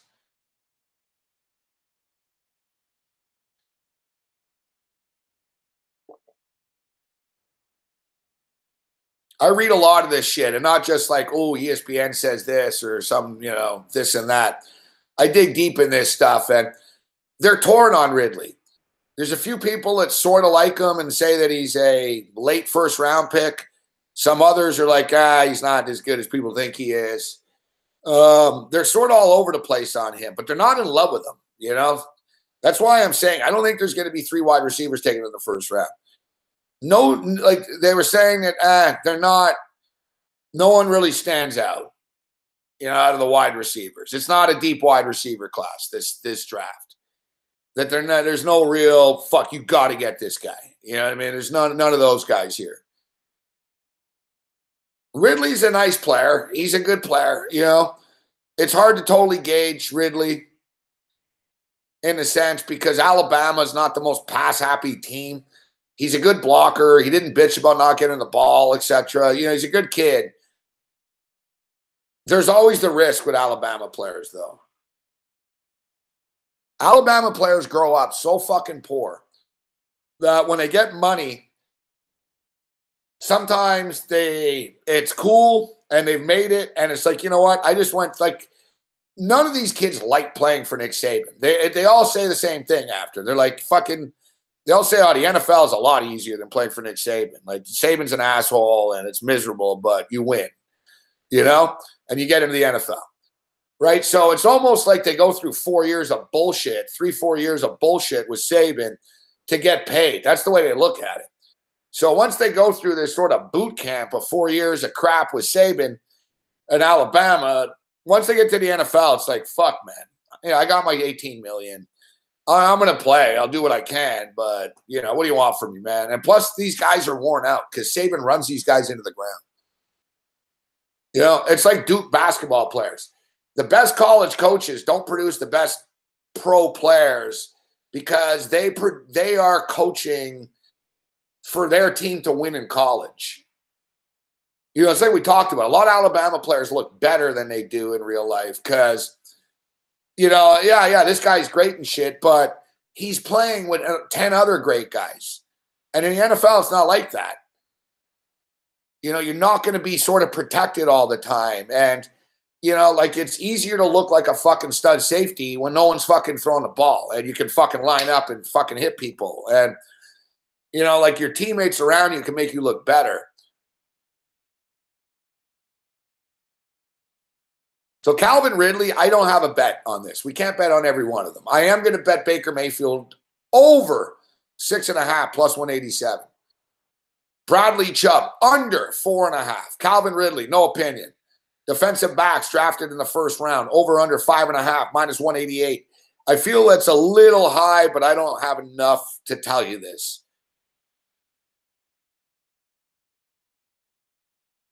Derwin James, Florida State. Over under 7.5. That's going to go over. He's a good football player, but he's not going in the top 7.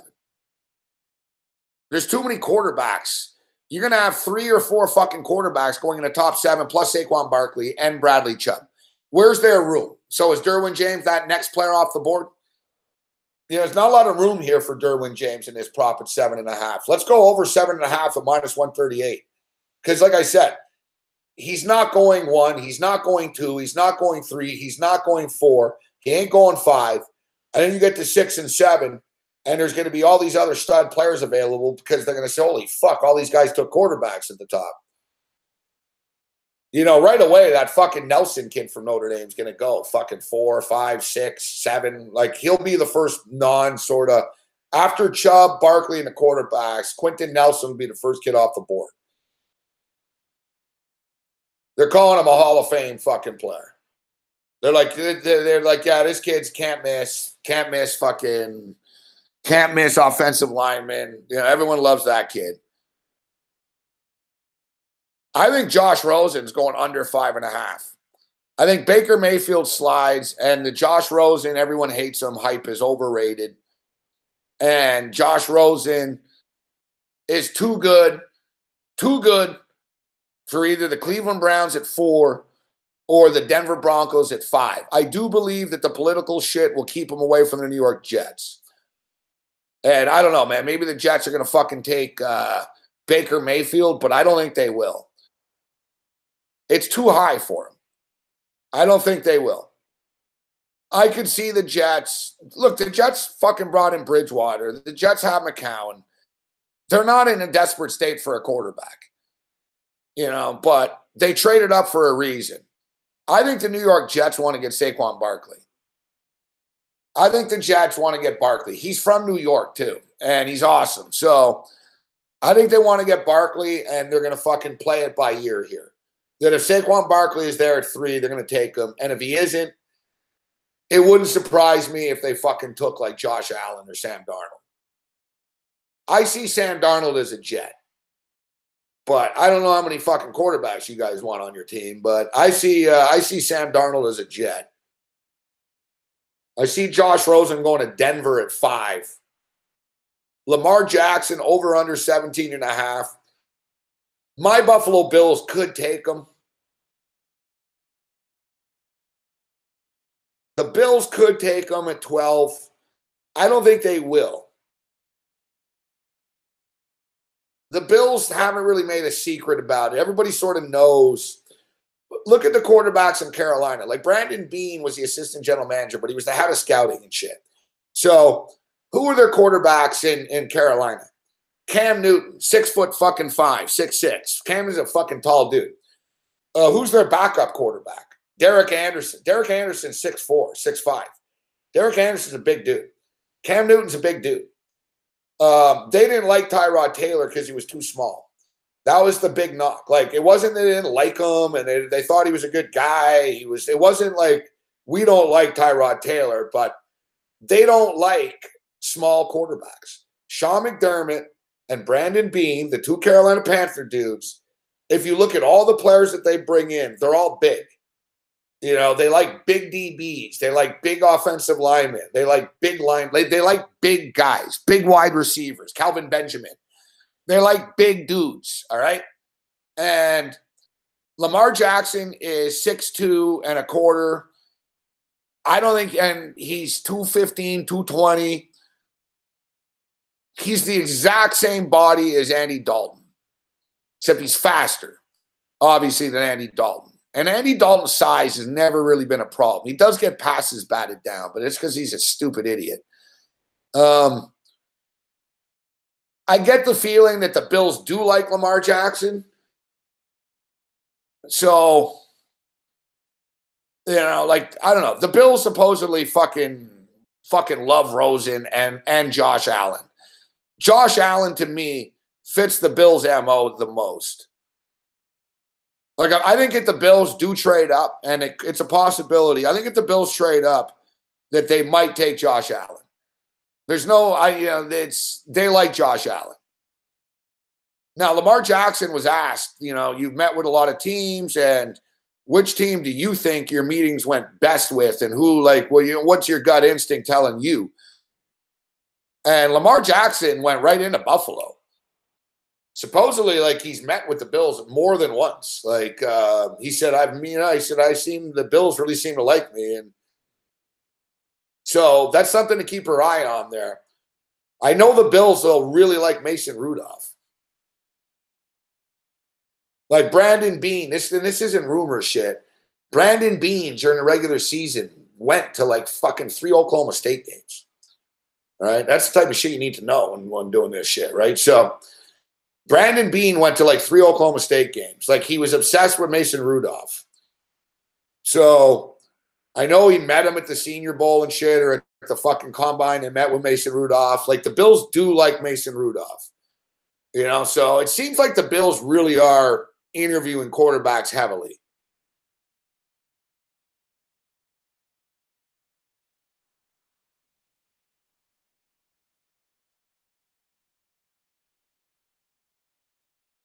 With the 17.5, the thing with Lamar Jackson is not everyone loves him. And then, you know, there's going to be the big run on quarterbacks, and he's not going to be part of the first 4. I think the Bills could take him 22nd. So I'm not in a hurry. I'm not going to bet this prop. I'm not going to bet the over. I'm not going to bet the under here with Lamar. Linebackers taken in the first round. It's minus 300 to the over, which that's all I know. That's all you need to know. If you add this shit up, look, we know there's going to be fucking 5 quarterbacks taken in the first round. All right. Now, look, the sports books are saying that the linebackers is going to be 5 of them because it's minus 300. It's going to be more. All right. That's like 10 players right there.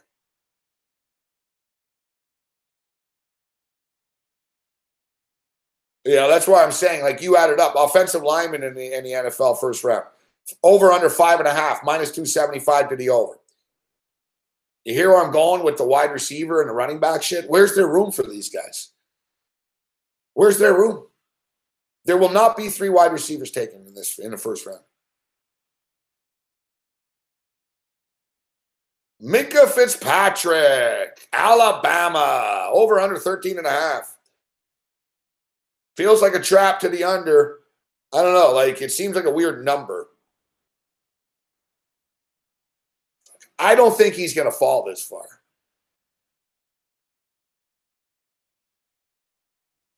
There's been a better track record of Alabama defensive players than offensive players.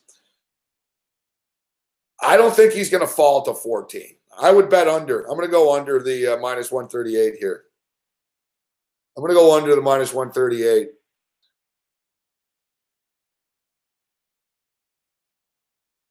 Running backs drafted in the first round. Over under 1.5. These guys fucking Spurs won't go away. Fuck. It's right at 11 here. In-game total, 191.5. Low-scoring game, 68-57.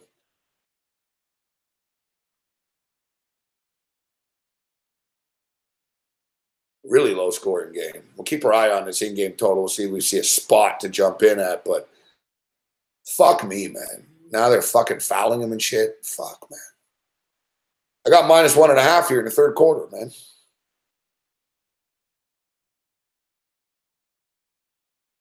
And I got a minus 3.5 in a game.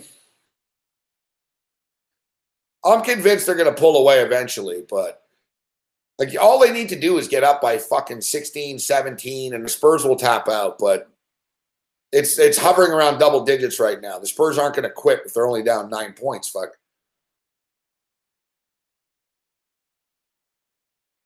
Golden State lacking that killer instinct.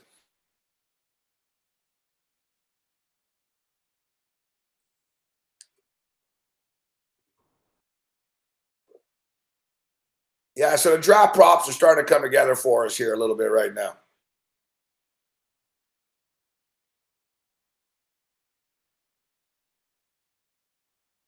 $68.59. What's a wrap already?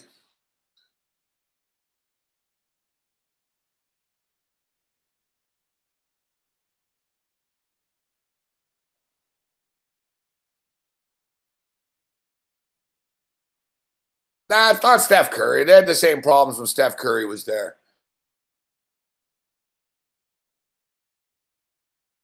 There you go. That was a nice play. The Golden State Warriors defense just isn't as good as it has been in the past couple of years. They stopped playing defense, this team.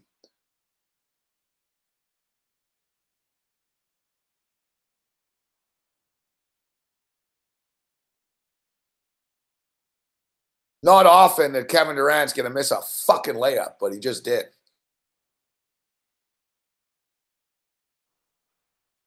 Manu Ginobili drains a deuce. Fuck. The last thing I fucking need right now.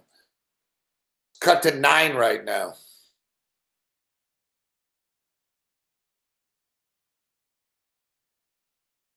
And a fucking turnover by Kevin Durant. Durant's fucking sloppy right now, and it leads to an easy 2. Oh, they missed the layup. Sean Livingston. Nice play by Livingston.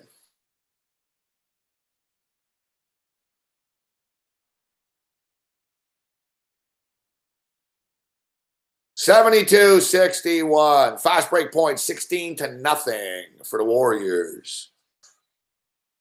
Okay, I need you guys to miss this shot here, San Antonio. LaMarcus Aldridge misses. Golden State gets the rebound. Kevin Durant going coast to coast. Kevin Durant misses another fucking layup. Holy fuck, KD, man. Maybe you should spend less fucking time on Instagram, Kevin Durant, bitching about Russell Westbrook still. You know, you make it really hard for me to be a fucking fan, KD. Like, what's your fucking problem with Westbrook anyways? You fucking left Oklahoma City. You fucked them over. Like, what do you want now? Like, you didn't see, like, last night Russell Westbrook's getting ripped, fuck, online because they're losing to Utah, and Kevin Durant liked it, fuck. And he said after, oh, it was an accident. Yeah, it was an accident, fuck. Just like it was an accident when you got caught fucking tweeting with a fucking burner account, fucking ripping Russell Westbrook, right?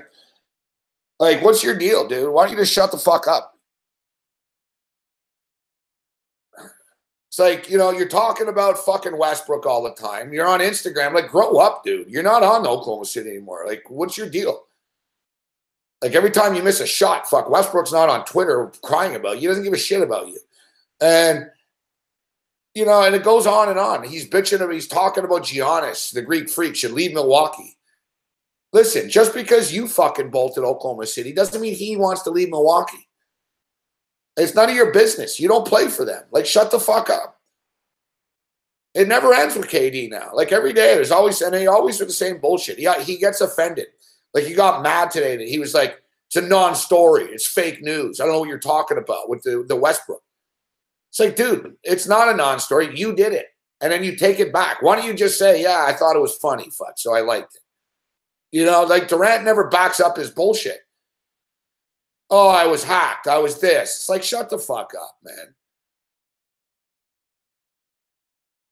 There's a 3-ball from KD. He's a great player. But just play. Like, stop with this petty, childish shit.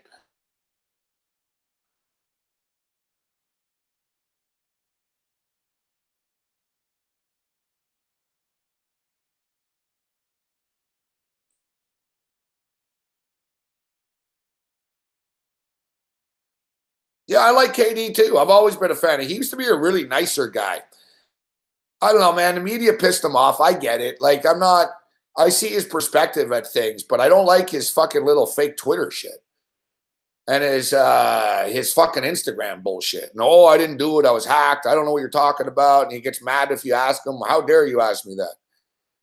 I got no problem with Westbrook. Well, how dare you ask me that? Then I don't know. You don't have a problem with Westbrook. Then why do you keep ripping him on Twitter all the time and Instagram all the time? Don't be surprised when they fucking ask you about it.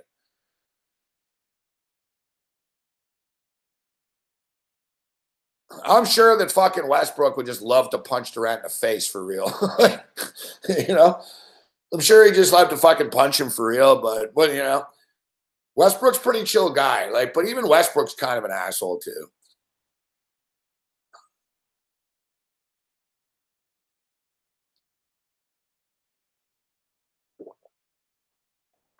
Westbrook bitched out last night. Westbrook guaranteed they were going to win. They didn't win. He guaranteed, he said, trust me. He said, Rubio and Mitchell ain't doing shit tonight. I'm locking them down. I'm gonna write that down. He told, like, you know, book it. Write that shit down. You know, basically called out the kid Mitchell and Rubio. He's like, I'm going to shut these fuckers down. You didn't shut them down. Mitchell fucking had 6 points last night. And whatever. And then Kevin Durant's fucking laughing on Instagram about it.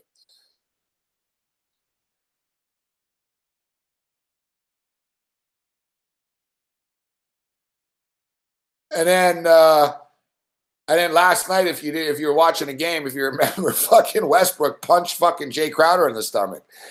Westbrook just pulled it was a street move. Like, it was total street ball. Westbrook, like, went to punch the ball, which is not a cool thing to do. You can slap it, but Westbrook went full fist for the ball.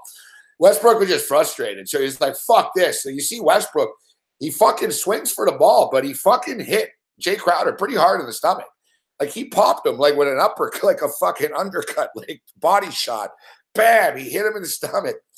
And then Westbrook bitches out. Westbrook puts his hands up and stands behind the referee. I want me. And then fucking all hell broke loose. Jay Crowder fucking elbowed Steven Adams in the face. You see Adams, man? Adams is a calm guy, man. Adams got elbowed in the face, and he was like, yo, just chill. Adams is a pretty tough guy, too, man. Like, if he would have got pissed, it could have gotten ugly. Carmelo was trying to chill things out. And Carmelo, you should shut the fuck up and make a damn shot, fuck.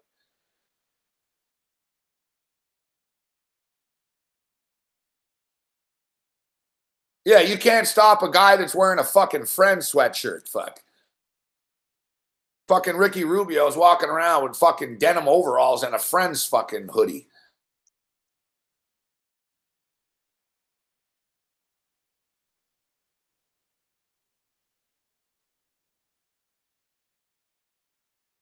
The thing with Carmelo Anthony, I like Carmelo. I think he's a decent guy, but the thing with Carmelo Anthony is he doesn't get that he's not good anymore. Like, he doesn't get that he's not good anymore. And the same shit. Carmelo Anthony's making like a shitload of fucking money, man. The guy makes like $27 million a year or something stupid.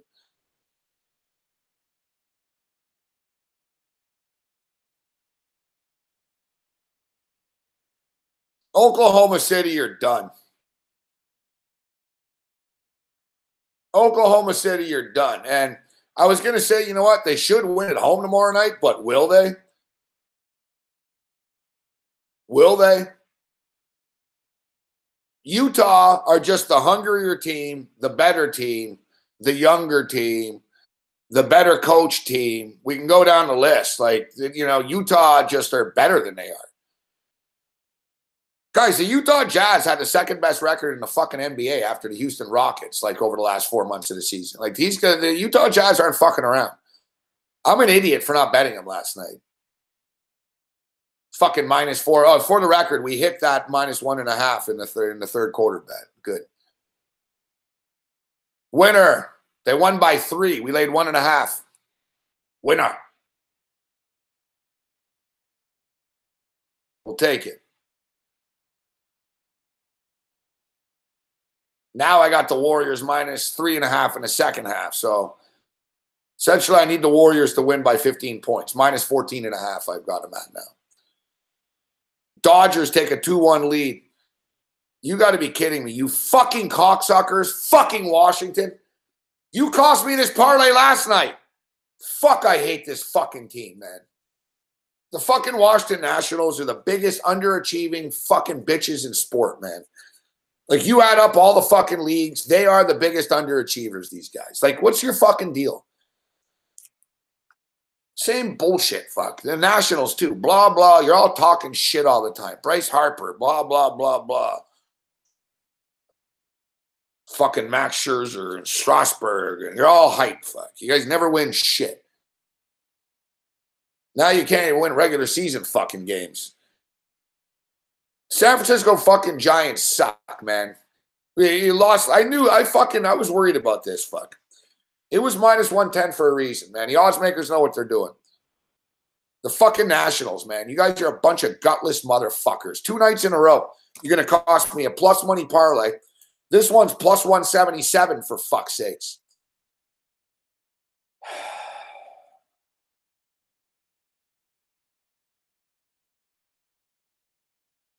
They're fucking money burners, these guys.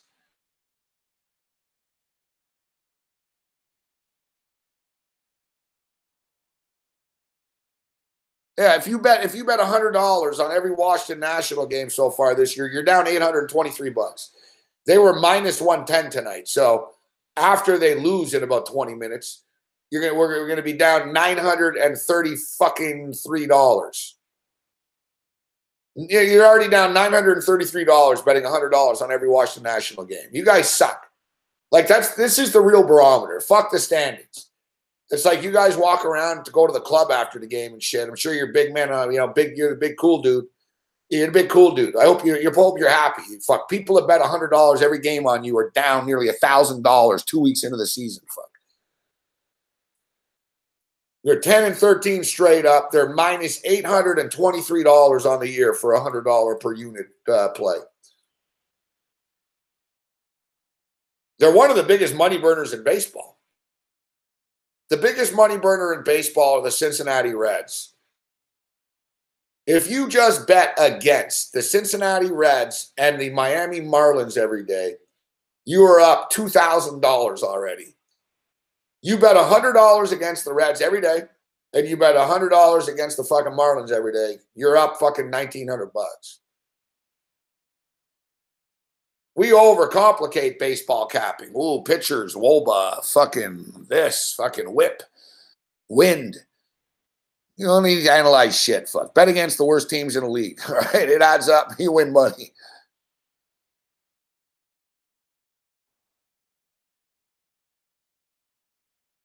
Problem with the Dodgers, Muhammad, is the Dodgers are overpriced. So the Dodgers win games, but they're always fucking -240 and shit. So if the Dodgers lose a couple of games, you're giving back mass units all the time. Like, you lose one Dodger bet, it's like losing fucking 2.5 games. You're down 2.5 units right away. Like, like the LA Dodgers. Look, the Dodgers are a streaky team. Like, the Dodgers were the first team in Major League Baseball history, and they've been playing baseball a long time. They were the first team in Major League Baseball history last year to have a 15-game winning streak or more and a 15-game losing streak or more in the same season. Fuck, that's how fucking schizo this Dodger team is. Dodgers starting to play better baseball now. And they've had an easier schedule, but they're 11-10. But Muhammad's right. You're down $537 if you bet $100 on every Dodger game this year. Arizona are the moneymakers. You're up $1,100 on Arizona. You're up $600 betting on the Brewers. The Brewers are a good betting team because the Brewers are good. And every Brewer game, they're not really heavily favored ever. They're not a public team. Like a good example of this is the Cleveland Indians. The Cleveland Indians are 12-9. The Cleveland Indians are a good baseball team. All right, the Cleveland Indians are 3 games over 500, but you're down fucking $96 betting them. Why? Because they're fucking minus 180 every night.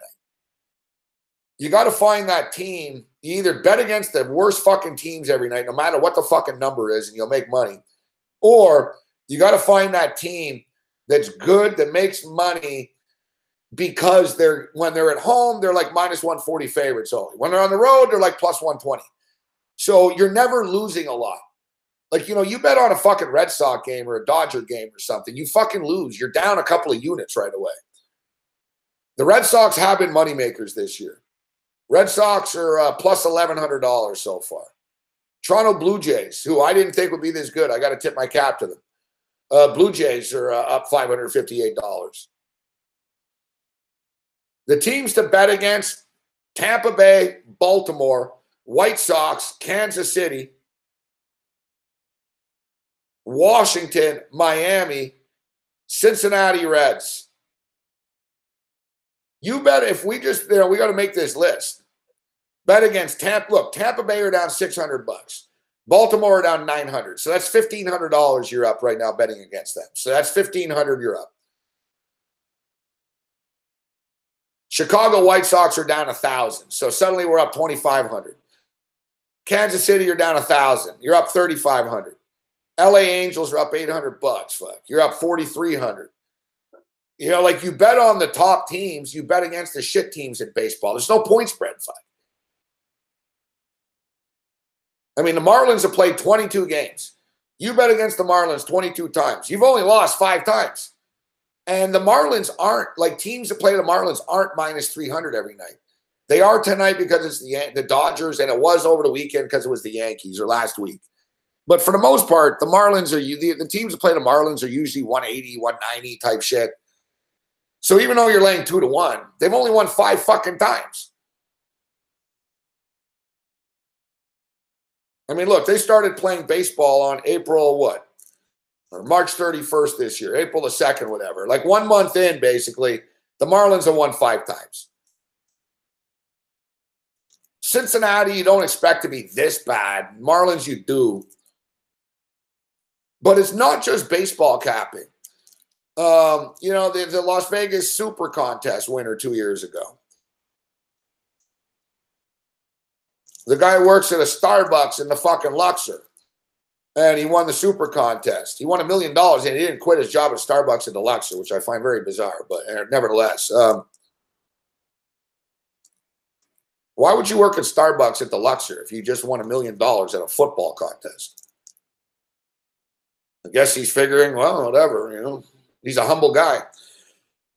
And he was a humble guy with on how he won. Like, he basically stated, I don't do all that fucking against the spread stuff. And, like, the guy is just an average football fan. He's not like a nut job. Oh, they're 12-2 ATS and when they play the NFC South on the road at 1 o'clock Eastern. You know what I mean? He's not one of these guys. They said, what was your strategy when you won the Super Contest? And the guy finished like fucking with a 73% record. Fuck, it was insane.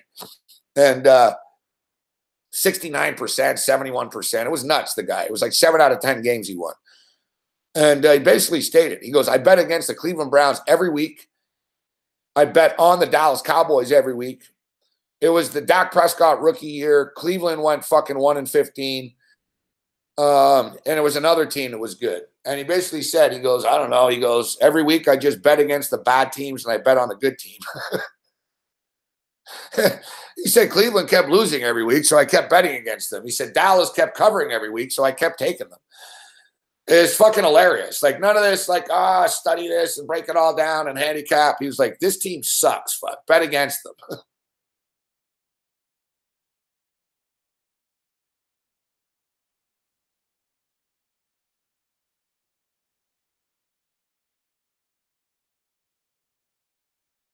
What's up, Lucas? Good to see you, bro. San Antonio aren't going away. It's 84-73.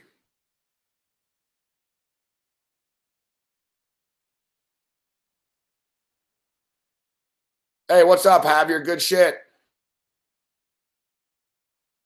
May the winners be yours. 5 Dimes is a respected sports book. I got to take a quick leak here.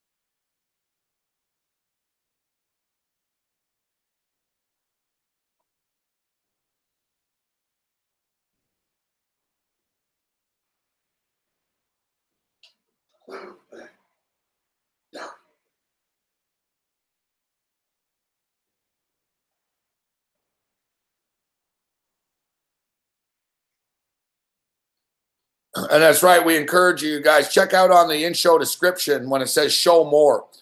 You see like where it says Sportsbook Review, Gabe Morency shares his in-game betting tips. Please click the SBR rating guide. We went over it last night.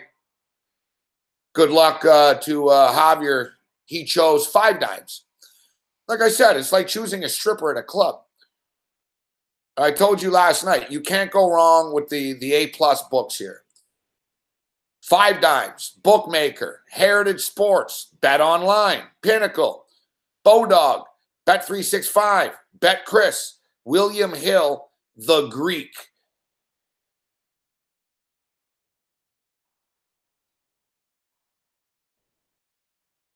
Those are the only 10 sports books with an A-plus rating from Sportsbook Review. But the A's are good. We told you last night. The A's are good. I wouldn't get out of the A's, though. The A's are good. Like, Greek is A+, but Intertops have been around forever. Intertops is a solid book. U-Wager, solid book. U-Wager, that the prop builder. U-Wager pay you. U-Wager is a solid book. Sports betting. I'm not familiar with sports betting. I'm familiar with sports betting, but I'm not familiar with sports betting website. Just Bet. I don't know Just Bet. I know Sport Bet. Sports Interaction is a good book. Viet Bet. I don't know Viet Bet. I don't know Galaxy Sports. And then, like I said, your A- books, you start getting into the other stuff. Chinese Bookie. I got to click this. What's the Chinese Bookie?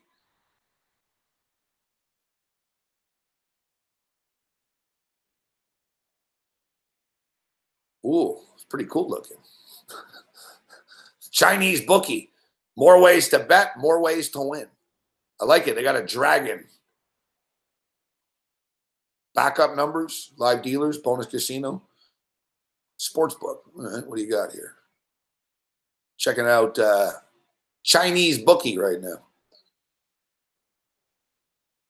Ooh. Bombay Bets. Chinese Bookie. With the enormous amount of value at Chinese Bookie and at Bombay Bets, sports wagers range, you can bet minimum 50 cents on a game to a maximum of $5,000. The maximum payout that we will pay you is $150,000. So it's one of those deals that, like, people, I don't understand. People play futures. Oh, I'll win $380,000 on this fucking parlay. Yeah, read the fucking fine print. They won't pay you. Chinese bookie. All right. Football wagering. Let's see what you got. I'm on the rule page here. Dynamic lines. Let's see Chinese bookies. Dynamic lines. The wager well. I don't know, man.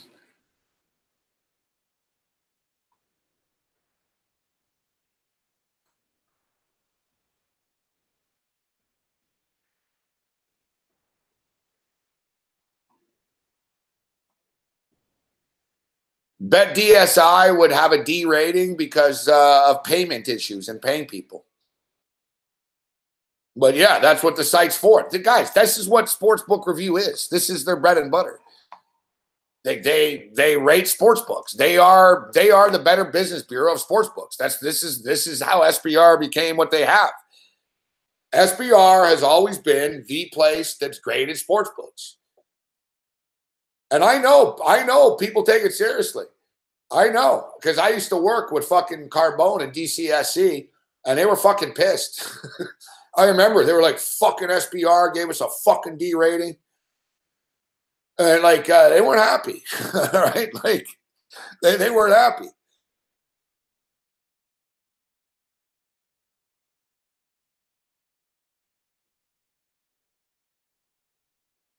It's like, yeah, you know what? It's like DC,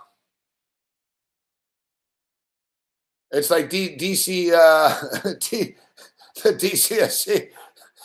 It's like, why do you have a D rating? It's like, well, how's the customer service like? Well, they did kill someone with a fucking golf club once.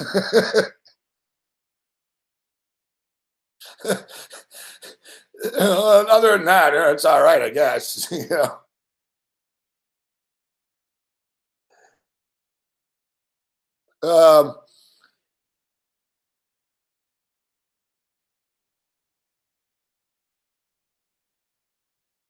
Yeah, like I stated, I would stick with the A+ and the A's. My personal favorites out of these sports books: Bookmaker, A+ rating, good book. Bookmaker, I play there. Bet Online, A+ book, good book. Bet365, I play at Bet365. I have an account at the Greek. These are the books I have accounts at. I have an account at Five Dimes. I got an account at Bookmaker. I've got an account at Bet Online. I've got an account at Pinnacle. I don't play at Bodog. I've got an account at Bet365. I have a Will Hill card in Vegas. I'm not online, but I'm a Will Hill member in Nevada. Like I've got their loyalty pro. I'm a Will Hill member there. Greek sports books, I've got an account there. I've got an account at Intertops. I've got an account at UWager. And then I've got an account at Sports Interaction. So I've got a lot of accounts. I've got one. I don't remember the passwords of some of them, though. I haven't bet at Five Dimes in years. 1, 2, 3, 4, 5. I actually do have an account at Bodog. I never use it, though. 6, 7, 8. So I got accounts at 8 places. But I'll be honest with you, where I currently play the most, Bookmaker. I've got a bunch of futures in action at UWager right now. I bet daily with Bet365. Bet Online. I want to start playing more at Bet Online. I like Bet Online. I like the book. I like the layout. They got good payment options. Like Bet Online's good. Bet Online's climbing the ladder to me.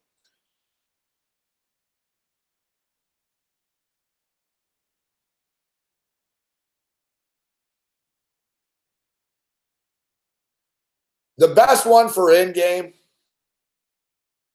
Bet Online's got good in-game. Bet Online's got the prop builder. I would say the second best sports books. Listen, I'm honest, right? I'm not shilling for anybody here, and they're all graded. They're all whatever. They're all approved. So I'd be lying to you if I told you that Bet365 doesn't have the best live in-game betting.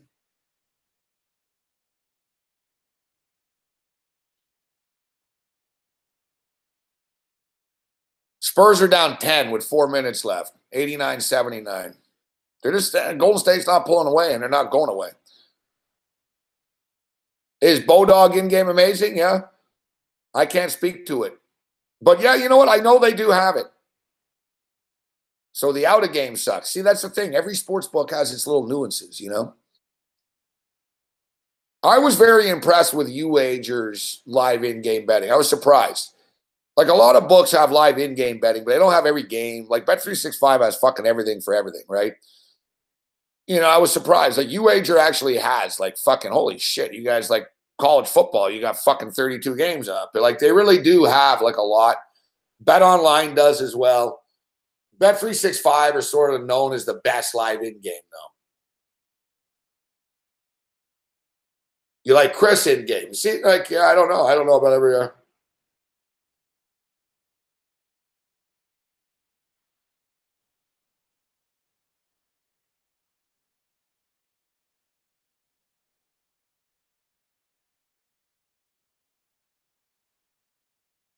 Bet365 lines are not juiced.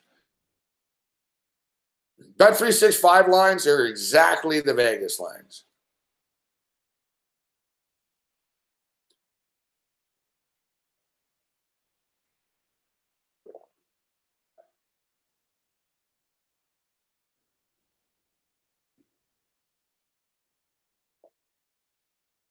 Bet365 lines are very predictable. Fuck, they're Vegas lines. Whatever the consensus in Vegas is, that's the Bet365 line. Pinnacle will be different because it's a sharp book. Bookmaker fucking add weird numbers and shit. But yeah, you're right though, in a sense. One thing I will say, like, it is true. Like Bookmaker, good example. Bookmaker will have something at minus 107. You know what I mean? Golden State Warriors minus 11, minus 107. You know, minus 104. Bet365 never has that. Bet365 is going to be minus 110, minus 110, minus 110. Right? So there are sports books. Like, look, UWager fucking has the 5% juice on Friday nights for all bets. It's a nice little gimmick there.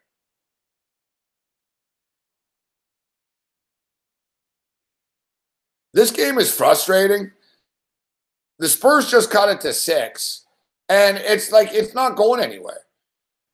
Like, the Spurs aren't going to win the game, and the Warriors aren't going to cover. It's just frustrating. Like, the Warriors are like, whatever, and the Spurs are like, cut it to 6, but it's fucking annoying. Like, Golden State, man, you guys, you know, you're not impressing me tonight here. We're lucky we hit that fucking third quarter prop.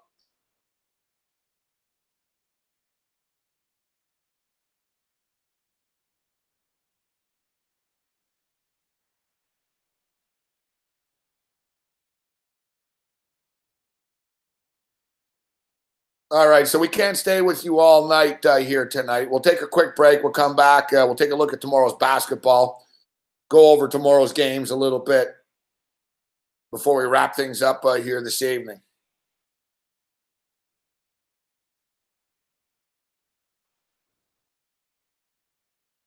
We talked a lot of NFL draft tonight. We'll do it again tomorrow night. We'll lock it in.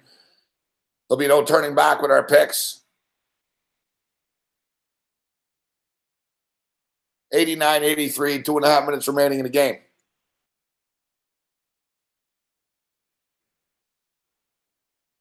No, 5% juice, Muhammad, means, yeah, on Friday nights, like, you know, like ESPN college football on Friday nights. The point spreads are minus 105. That's pretty good if you're betting big money, right? Yeah, let's hope, D from Detroit.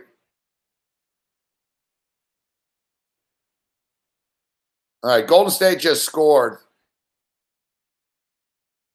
91, 91-83. Maybe we can get a fucking garbage pull away here.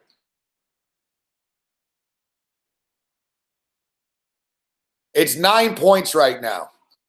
We could get it maybe, you know. San Antonio missed a shot. Boom. Next thing you know, it's 11 or 12, and then a couple of shots down the road. But I'm not liking our chances.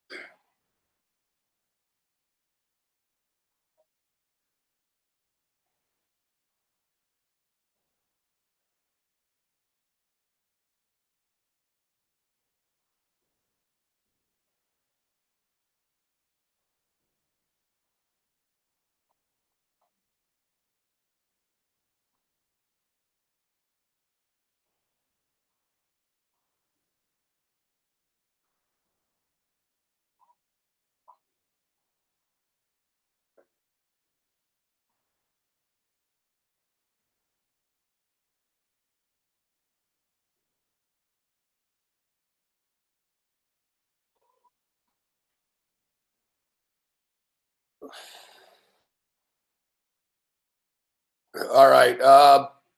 Hey, see you later, Mighty Motive. Yeah, we'll keep our eye on this, but it's going to take a miracle fucking cover to get this shit. 91-83. Basically, they need to miss this shot. Like, there's no room for error here. Ginobili with the ball, top of the key. Ginobili. We're done. Bertans just hit a 3. They cut it to 5. Fuck. They're fucking, at this point, I hope you lose, Golden State. Fuck. No, I got the money line parlay, though. I hope you're tormented. You have to go back to San Antonio.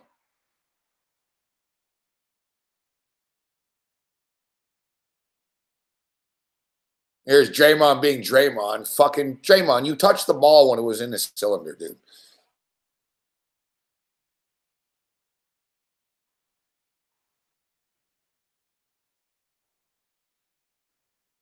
Let me see the replay.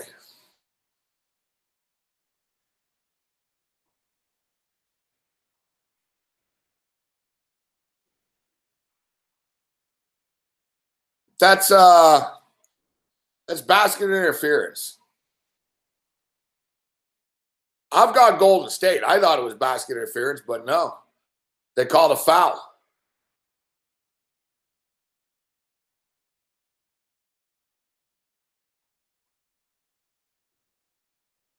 So it's 93-86. See if fucking Bertans didn't hit that fucking 3, man. Oh, fucking Draymond misses the free throw. Fuck, man. This guy, man.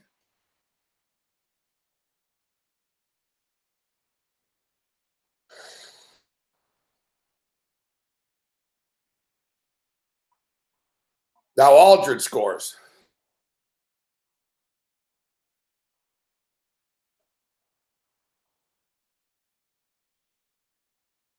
Ah, fuck me. Like I said, it's just annoying because you're not going to win the game. Fuck. You're not close enough to win, but you're just sort of fucking everyone. Hey, credit to the Spurs, man. These guys are playing with heart. Fuck. They really are. 93-89 with 1.5 left.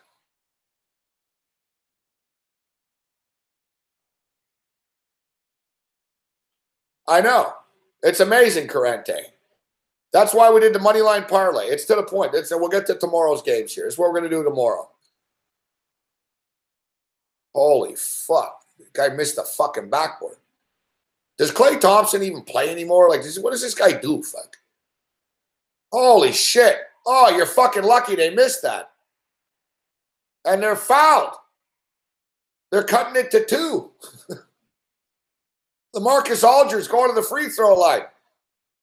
Are you watching this, Kawhi Leonard? You fucking prick. I like you, Kawhi, too, but you're really leaving your teammates to hang. But whatever, I get it. It is what it is. It's a business. Like, if they had Kawhi Leonard, they could beat this team.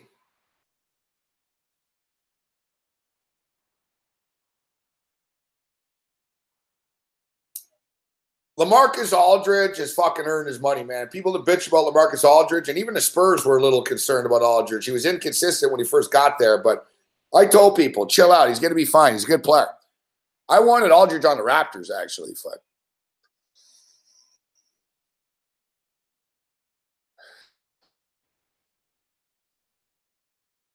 He's one of the more underappreciated players in the league for a guy that brings it every night. Like, the effort's there, man. The double-doubles are there. Like, the guy's been carrying this fucking team. 93-91, 48 seconds left. You fucking cocksuckers, Golden State. I can't believe this. It's a miracle I won that third quarter bet. Fuck.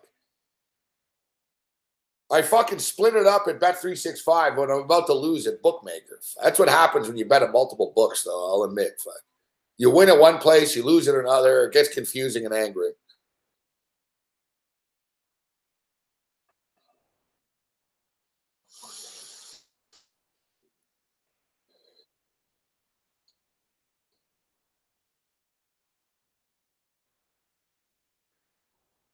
So tomorrow night, we got a bunch of NBA games. Indiana are getting 6.5 against Cleveland. I'm not ready to lay 6.5 with the Cavs here, but they're going to fuck the Pacers over in Cleveland tomorrow. The Pacers are going to have to deliver a knockout punch to beat these guys. And I don't like LeBron James, but I'm not an idiot. Fuck. I'm not, I got in the way on Sunday. You think if they fuck the Pacers on Sunday in Indiana, wait till you watch tomorrow night. The Pacers aren't going to get a single call. So even if it's close and shit, they're going to get screwed. Cleveland on a money line parlay. Cleveland minus 300. You're in. My Toronto Raptors. Everyone's jumping ship on the Raptors right now. The Raptors will be fine. I don't like what I saw. Moving forward, I'm a little concerned. Like Philadelphia would kick the shit out of us right now. But the Raptors are not a good road team. We know this. And they're a good home team. They're the best home team in the NBA. And the Raptors will win tomorrow night back at home. They'll probably cover the 7 as well. And I don't know. I think they'll close them out. I think they'll show the killer instinct and win in 6. Kevin Durant for 2. Kevin Durant saves Golden State's ass again. Fuck. He hits the big deuce. That's the thing. They have Kevin Durant. It's like, boom. All right, if we miss this shot, they can tie it.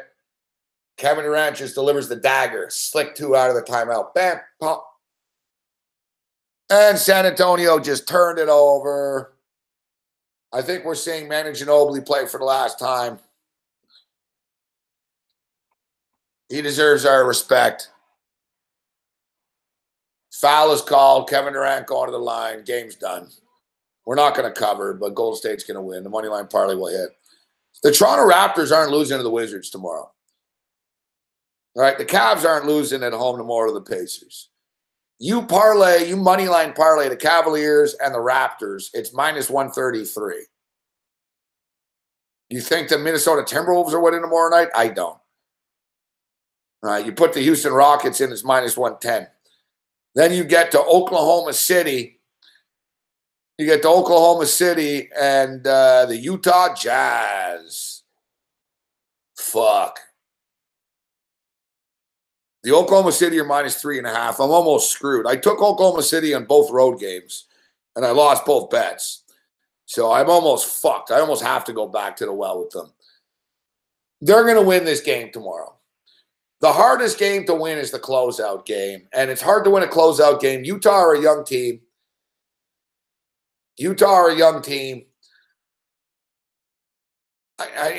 Westbrook's going to lose the series, and he's going to have to deal with the trolling after.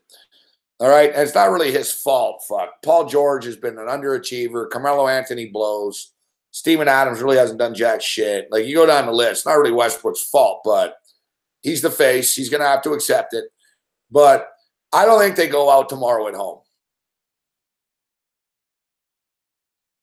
Utah are good, but Utah aren't going to beat them. They're not going to eliminate them at home tomorrow.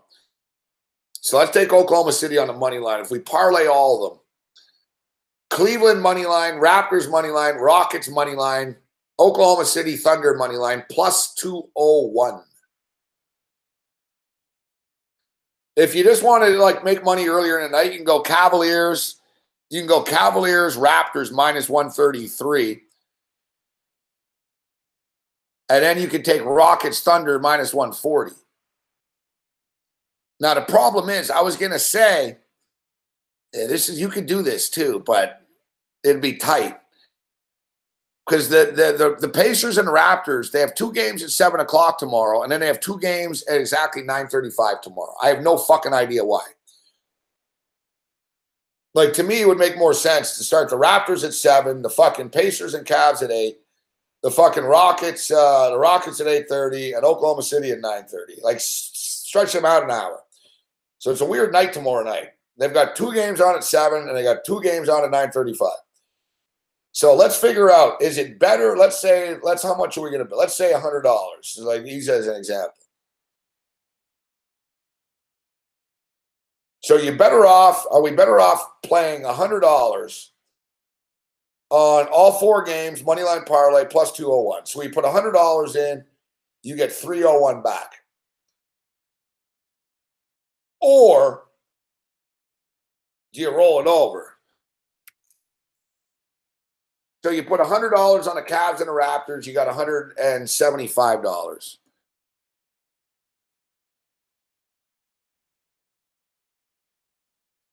Then you bet $175 on the next wave, Rockets Thunder moneyline parlay. You've got $307. Same thing. So you would actually make $6 more. See, this is the type of little things you have to do if you're gambling. You have to compare. All right, what would I do if I fucking rolled it over? What would I get if I played a teaser instead of the moneyline parlay? Like 99-91. They win by 8. Final score, 99-91. We get fucked. We win the third quarter. We lose the bet in the second half.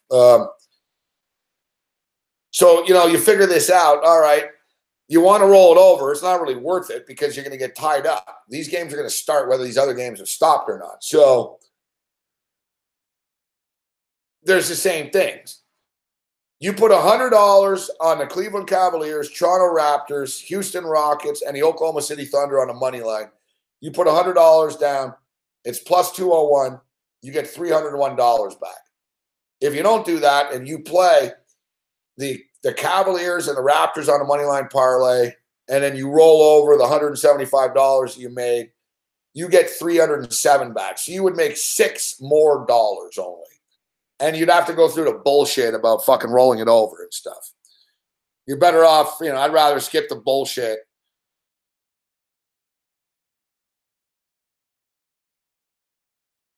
I'll put $200 on this parlay tomorrow. I've got like 200 at Bookmaker. I'll put 200 on this. I'm a fucking idiot. I was just going to put all the money I had today and all my accounts on this 3-team moneyline parlay in the NBA tonight. And I hit the parlay and shit, but I got fucking cute again. Oh, let's take the second half and let's do this. And let's cash out and fucking roll it over. Like, fuck, man. So tomorrow night, let's just keep it simple. Cleveland's winning the game. The Raptors are winning the game. The Rockets are going to kill the T-Wolves. And the Thunder, that's the risky one. But the Thunder is what puts the parlay into the plus nice 201 territory. Plus 201, $200, we'll get $602 back. It's not bad. You put $200 on the table. These 4 games win. You made $402. And they don't have to cover, so we don't have to worry about the fucking point spreads. Pacers and the Cavs. We got LeBron James on his home court in a fixed situation.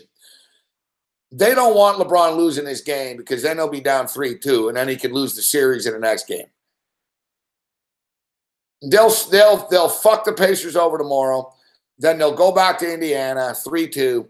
They'll give the Pacers somewhat of a fair shake. LeBron will get the calls, but they won't totally fuck them over because they don't mind a game 7. And then it'll go 7 in Cleveland, and they'll totally fuck the Pacers.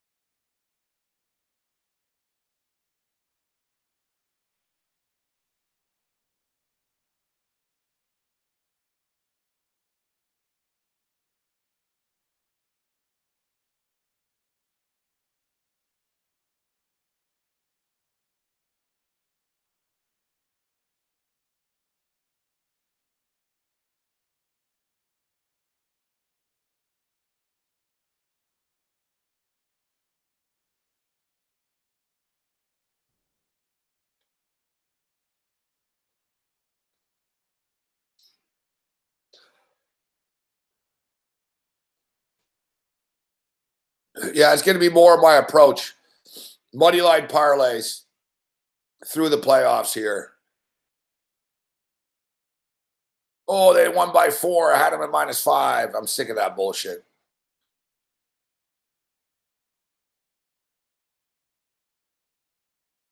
Yeah, they could, Randy H. I know. But you know what?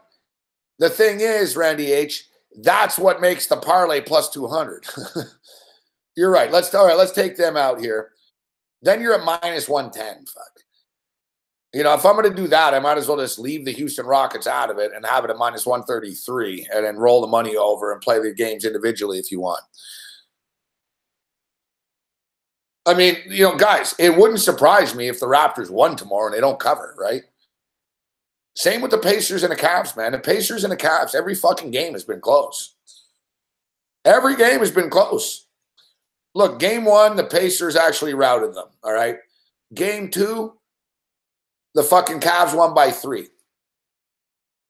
Game 3, the Pacers beat them, but the Cavs made it close at the end, and the Pacers won by 2. Game 4 the other night, the Cavs won by what, 3?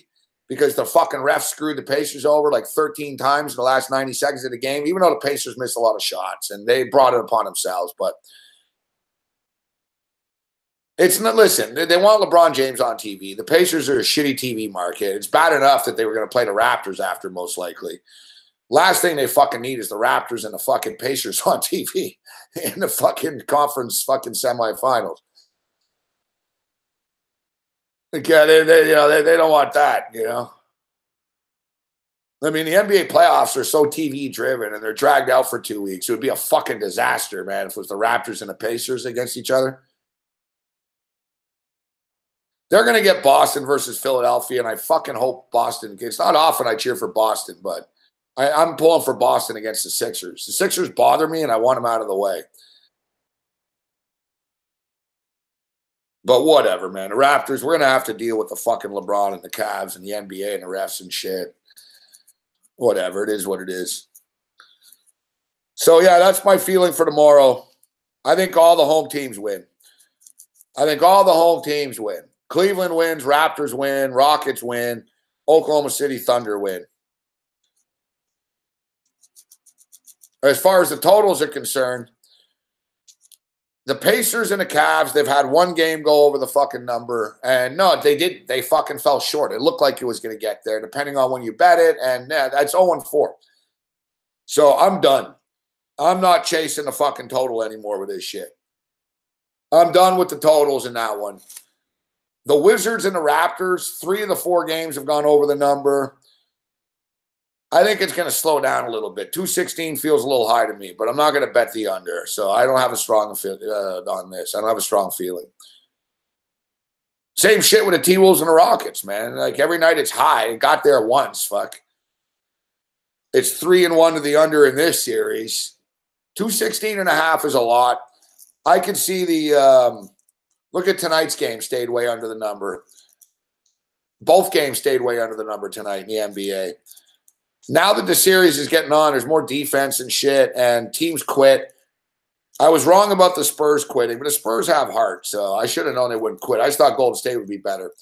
Look, Golden State were up by 14 fucking going into the fourth quarter. They just fucking quit. They didn't have the killer instinct. I could see Minnesota struggling tomorrow.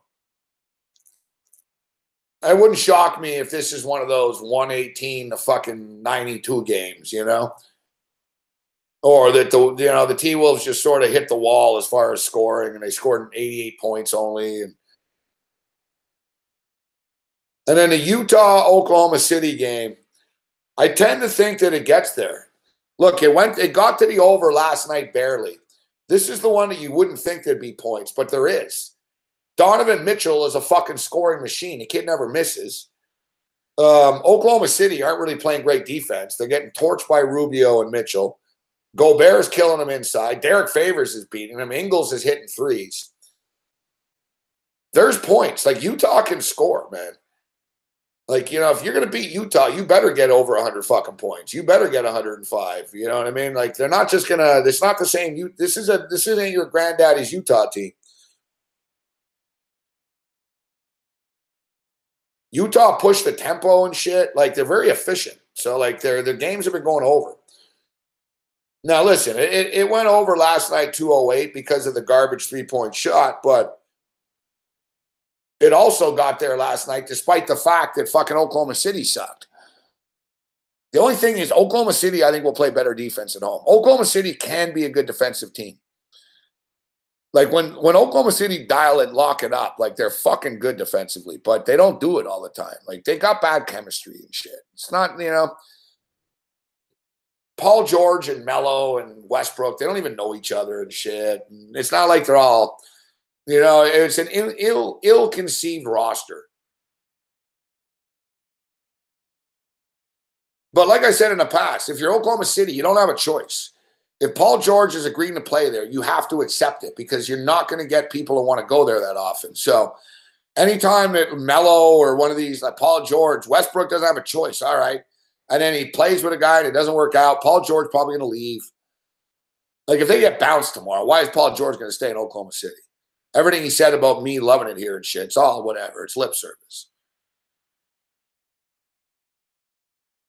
But I still think Oklahoma City can win this game tomorrow.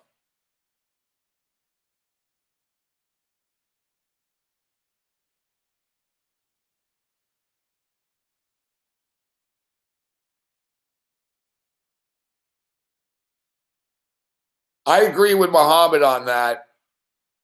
Momentum in the playoffs, there is no momentum in the playoffs. Every game's different. Like, you know what I mean? Like, did Houston have momentum after fucking winning the first 2 games and then they lost? Then did Minnesota have momentum? No, they got fucking shit canned the next game. Yeah, did the Raptors have momentum? Yeah, I guess. They won the first 2 games. They didn't lose the next 2 games. Does Washington have momentum now? Technically, I guess, but now they're on the road, and now tomorrow night it'll be a fucking madhouse at the ACC. Look at the Bruins and the Leafs. Look at the Bruins and the Leafs, same shit. You know what I mean? Like, it's game by game. Momentum changes in a hurry, fuck. Momentum changes in the game. Like, look at the Toronto Raptors. The Raptors fucking were up 2-0. They fucking look good, man, in the first quarter against Washington in both games. The Raptors have come out like, oh fuck, they're sharp, they're all business, and it's the same bullshit. They fall apart all the time. Exactly, Europe. More than momentum, zigzag.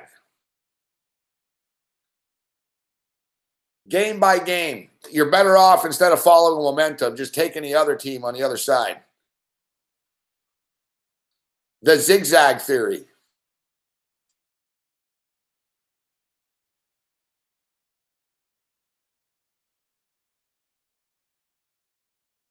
That's why I like the Boston Red Celtics tonight. It's not rocket science, Boston won the first 2 games at home. Milwaukee then won the next 2. And then Boston won tonight. Like, it was obvious. We said it last night. Boston will win this game at home. And now they'll go back to Milwaukee. Milwaukee will win that game at home. And we'll have a game 7 this weekend.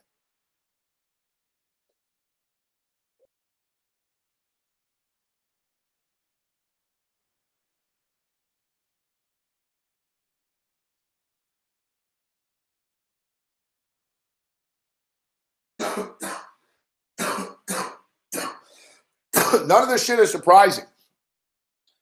The Toronto Raptors are 6-15 on the road under Dwayne Casey in the playoffs. The Washington Wizards have now won 8 straight home playoff games. I'm a fucking idiot. Oh, the Raptors will win on Sunday. Why?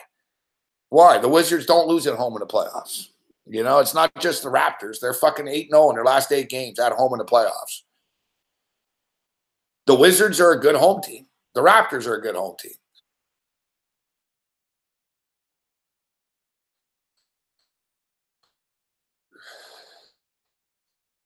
So NBA basketball tomorrow, as we stated, we're playing the Money Line Parlay plus 201. Cleveland Cavaliers to win, Raptors to win, Rockets to win, Oklahoma City Thunder to win.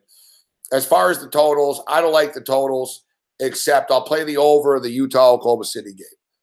1 total, Oklahoma City, Utah. NHL hockey tomorrow. We got 1 hockey game on the board tomorrow night. And then we got some hockey coming up, on Thursday? Did they move this shit up?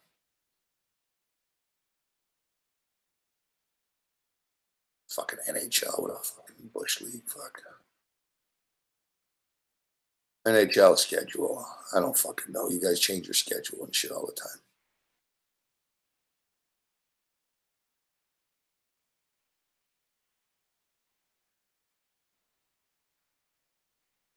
Well, you go to their schedule, the NHL website, and they don't even have like a calendar.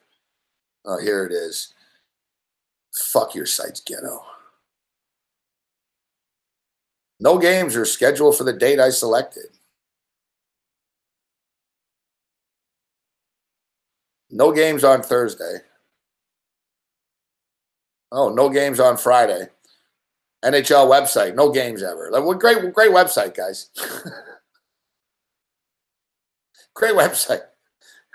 So, yeah, the Penguins and the Capitals play Thursday, and the Sharks and the Knights play Thursday. So, way to go, NHL. Fuck, you're fucking pathetic, man. No dates, no games. Like, I know NHL. Like, you're just... I'm not going to get mad because it's not my life. But fuck, you're a ghetto fucking league, man. You're a fucking professional website league. And it's the playoffs, and your schedule calendar says no game scheduled.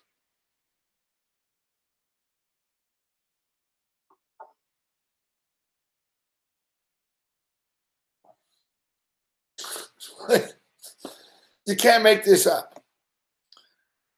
It's your own website. Look, guys, look. Show me I'm not crazy. Look at the NHL website.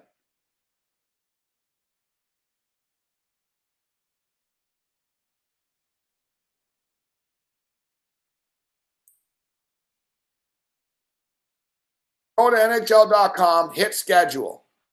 Hit schedule. All right. Wednesday, April 25th. All right. Hit the schedule on top. Thursday, April 26th. List of scheduled events. There are no games scheduled for the date you selected. All right. Let me hit Friday the 27th. There are no games selected. You're a fucking ghetto fucking league, man.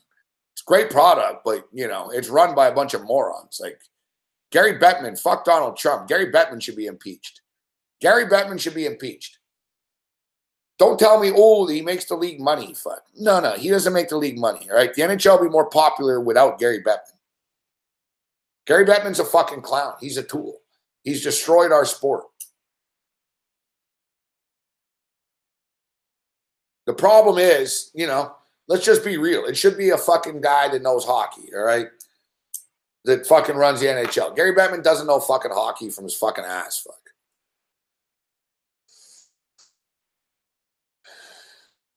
The thing is, the NHL used to be run by fucking guys that know hockey, and all the guys stole and shit. It was always crooked. Like, the NHL's had a lot of shady fucking people in running their leagues over the years. So,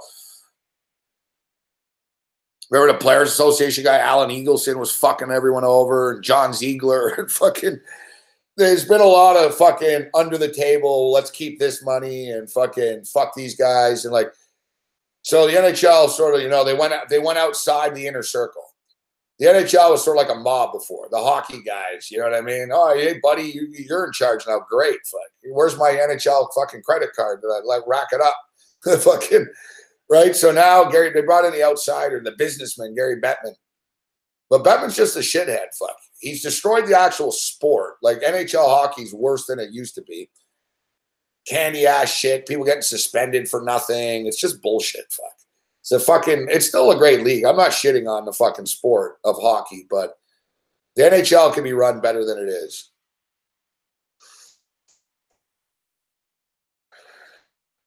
Like, they didn't have a game on TV tonight. It's the first round, Gary. It's the first round. You don't have games on TV in the first round. You've got some teams that haven't fucking played in 6 days and could have been playing. Like, it's just, the whole thing is stupid. You're just stupid.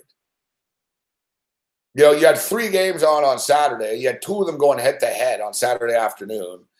You're just a fucking moron. Like, you know, you never take advantage of good scheduling spots. You never fucking think ahead. You know, all you're worried about is your stupid World Cup of hockey. You didn't go to the Olympics. That was a Bettman thing. It was all him. He stopped it. The players wanted to go. You don't go to the Olympics. You create this World Cup of Hockey bullshit. You go down the fucking list. Fuck. Like, what the fuck did you do for Humboldt? Fuck. What did you give them? Fuck. Nothing. Fucking teams were giving them shit. Like, you know, you gave them some token. Like, you know what I mean? You're just a fuckhead, bro. You're a fuckhead. You stole Canada's game and you've ruined it. The day that you are gone cannot come soon fucking enough. You fucking screw over Canada on a daily basis. You fucking give teams to fucking Vegas and fucking Phoenix and fucking Seattle. Meanwhile, Quebec's got a new arena sitting there empty because you're trying to hijack the fucking Quebecers for fucking $1 billion. You're a fucking crook. You're a fucking crook. You're a corrupt motherfucker, man. You know what I mean? You and your fucking cronies, fuck.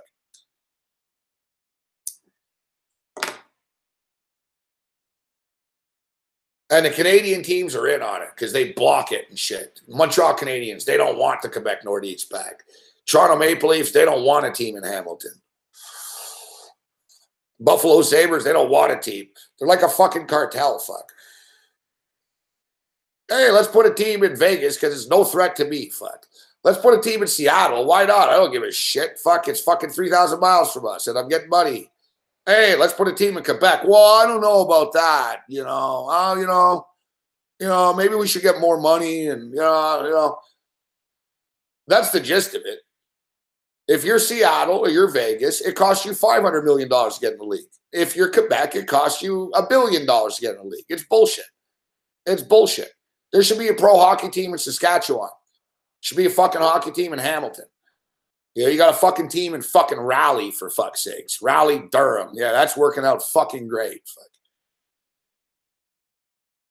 He's a fucking clown. His fucking website. You don't even have fucking games in your fucking schedule up. It's like, what is this? The East Coast Hockey League? I bet you if I go to the East Coast Hockey League, they have their playoff schedule up. You don't have your playoff schedule up, man. You're a joke. Like, you're a fucking joke. Like I said, the day that you're fucking gone can't come soon enough. And I'm not talking about you dying and shit. I just want you to fuck off.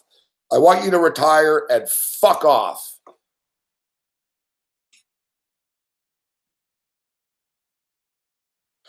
How soon is it before you take hitting out of the game? Body checks. Well, you know, our studies say, yeah. When's the last time you put on a pair of skates, Gary?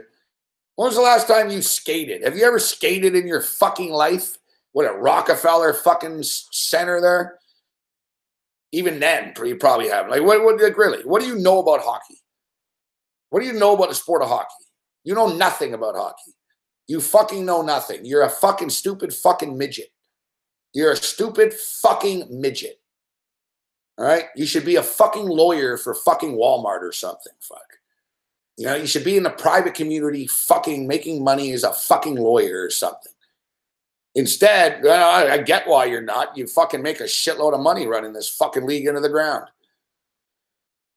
You know, the only reason, and the NHL, the only reason you're fucking successful is because of Canada. All right? Because of Canada. If not a fucking for Rogers paying you $5.4 fucking billion, you'd be fucking exposed for the incompetent fucking fraud that you fucking are. All right? And I'll tell you what, fuck. I could go outside in the downtown Toronto and grab a crackhead fucking hooker and fucking she can negotiate a fucking better deal than you fucking did. All right? Rogers came in and said, take our money. Gary Bettman didn't do anything. Gary Bettman didn't do anything.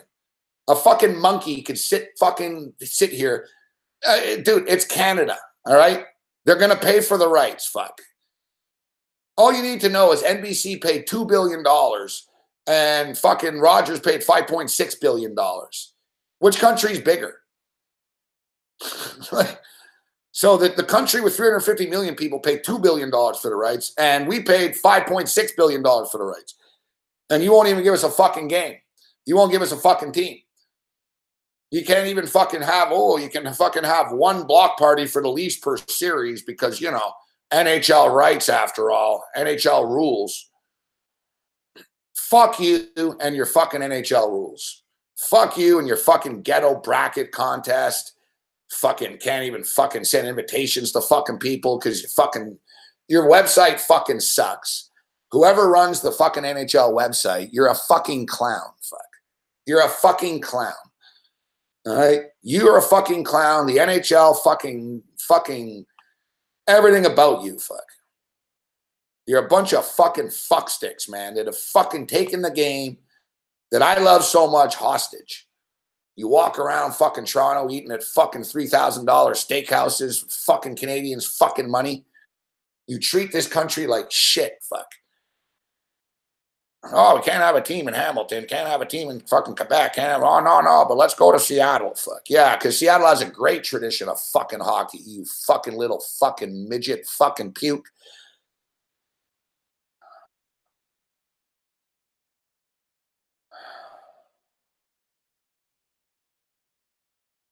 Yeah, Rogers lives off the NHL, fuck, yeah. Rogers won't even renew their fucking deal with the NHL after. Rogers is losing a shitload of money on this fucking deal.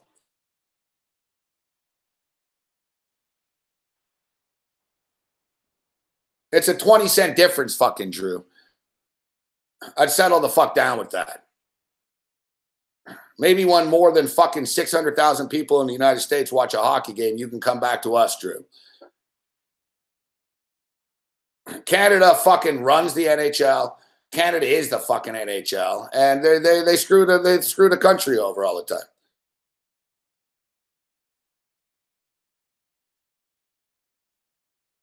time. It's like a hockey show in Canada. It's the same thing. You could fucking put a fucking monkey on TSN that's fucking hockey, and it's going to get the same fucking ratings, no matter who the fucking host is. It's like a big shocking revelation. Hockey sells in Canada.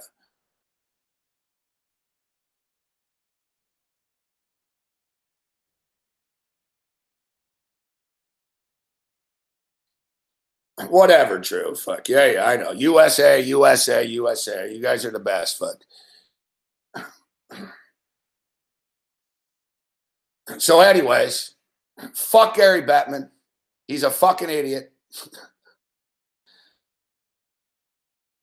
Actually, Drew, if you look up the most successful teams in the NHL, fuck, they're all Canadian, with the exception of Las Vegas right now.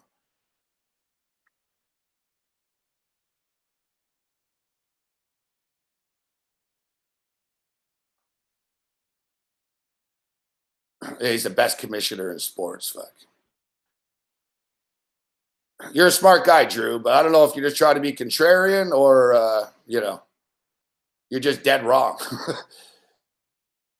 Gary Bettman's not even close to being the best commissioner in sports. Fuck.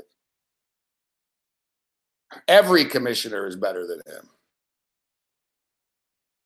Besides Rob Manfred, who the jury's still out on Manfred.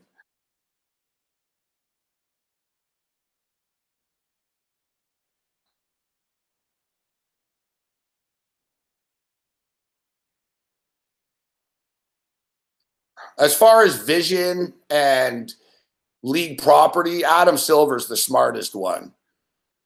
Roger Goodell's a dickhead, but whatever, man. Anyone can run the fucking NFL and make money. You know, it's not the commissioner is just a fucking figurehead for the owners.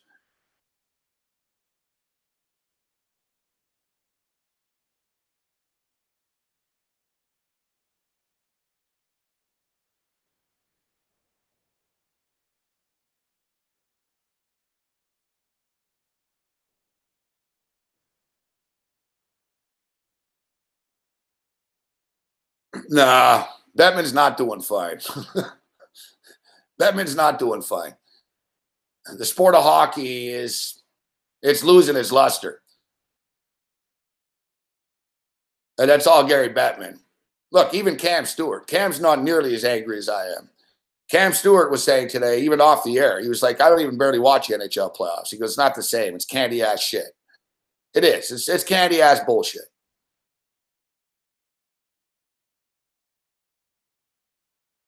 We'll see. Rob Manfred, we'll know in 2 years about Rob Manfred.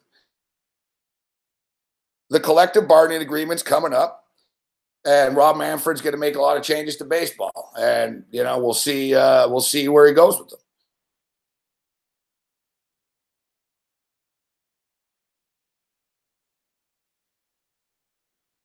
Bettman gets booed everywhere. Fuck. He's the most hated commissioner in sports.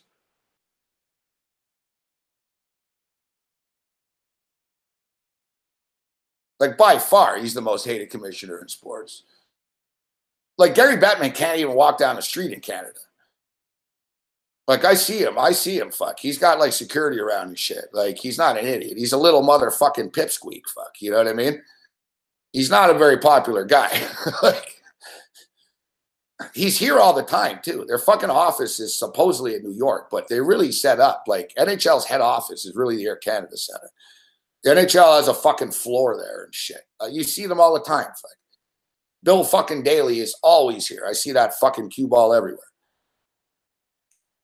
All right, we're out of here.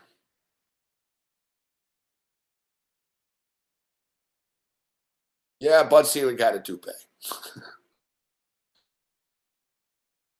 Bud Selig was an idiot, but he was actually a nice man. He was just sort of incompetent.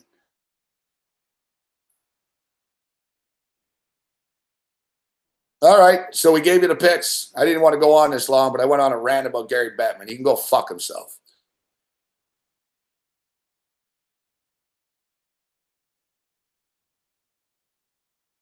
You know what? I think the Leafs can win tomorrow, but it's probably going to be heartbreak city for them. We'll give you our picks tomorrow. Other than that, you're on your own. Later.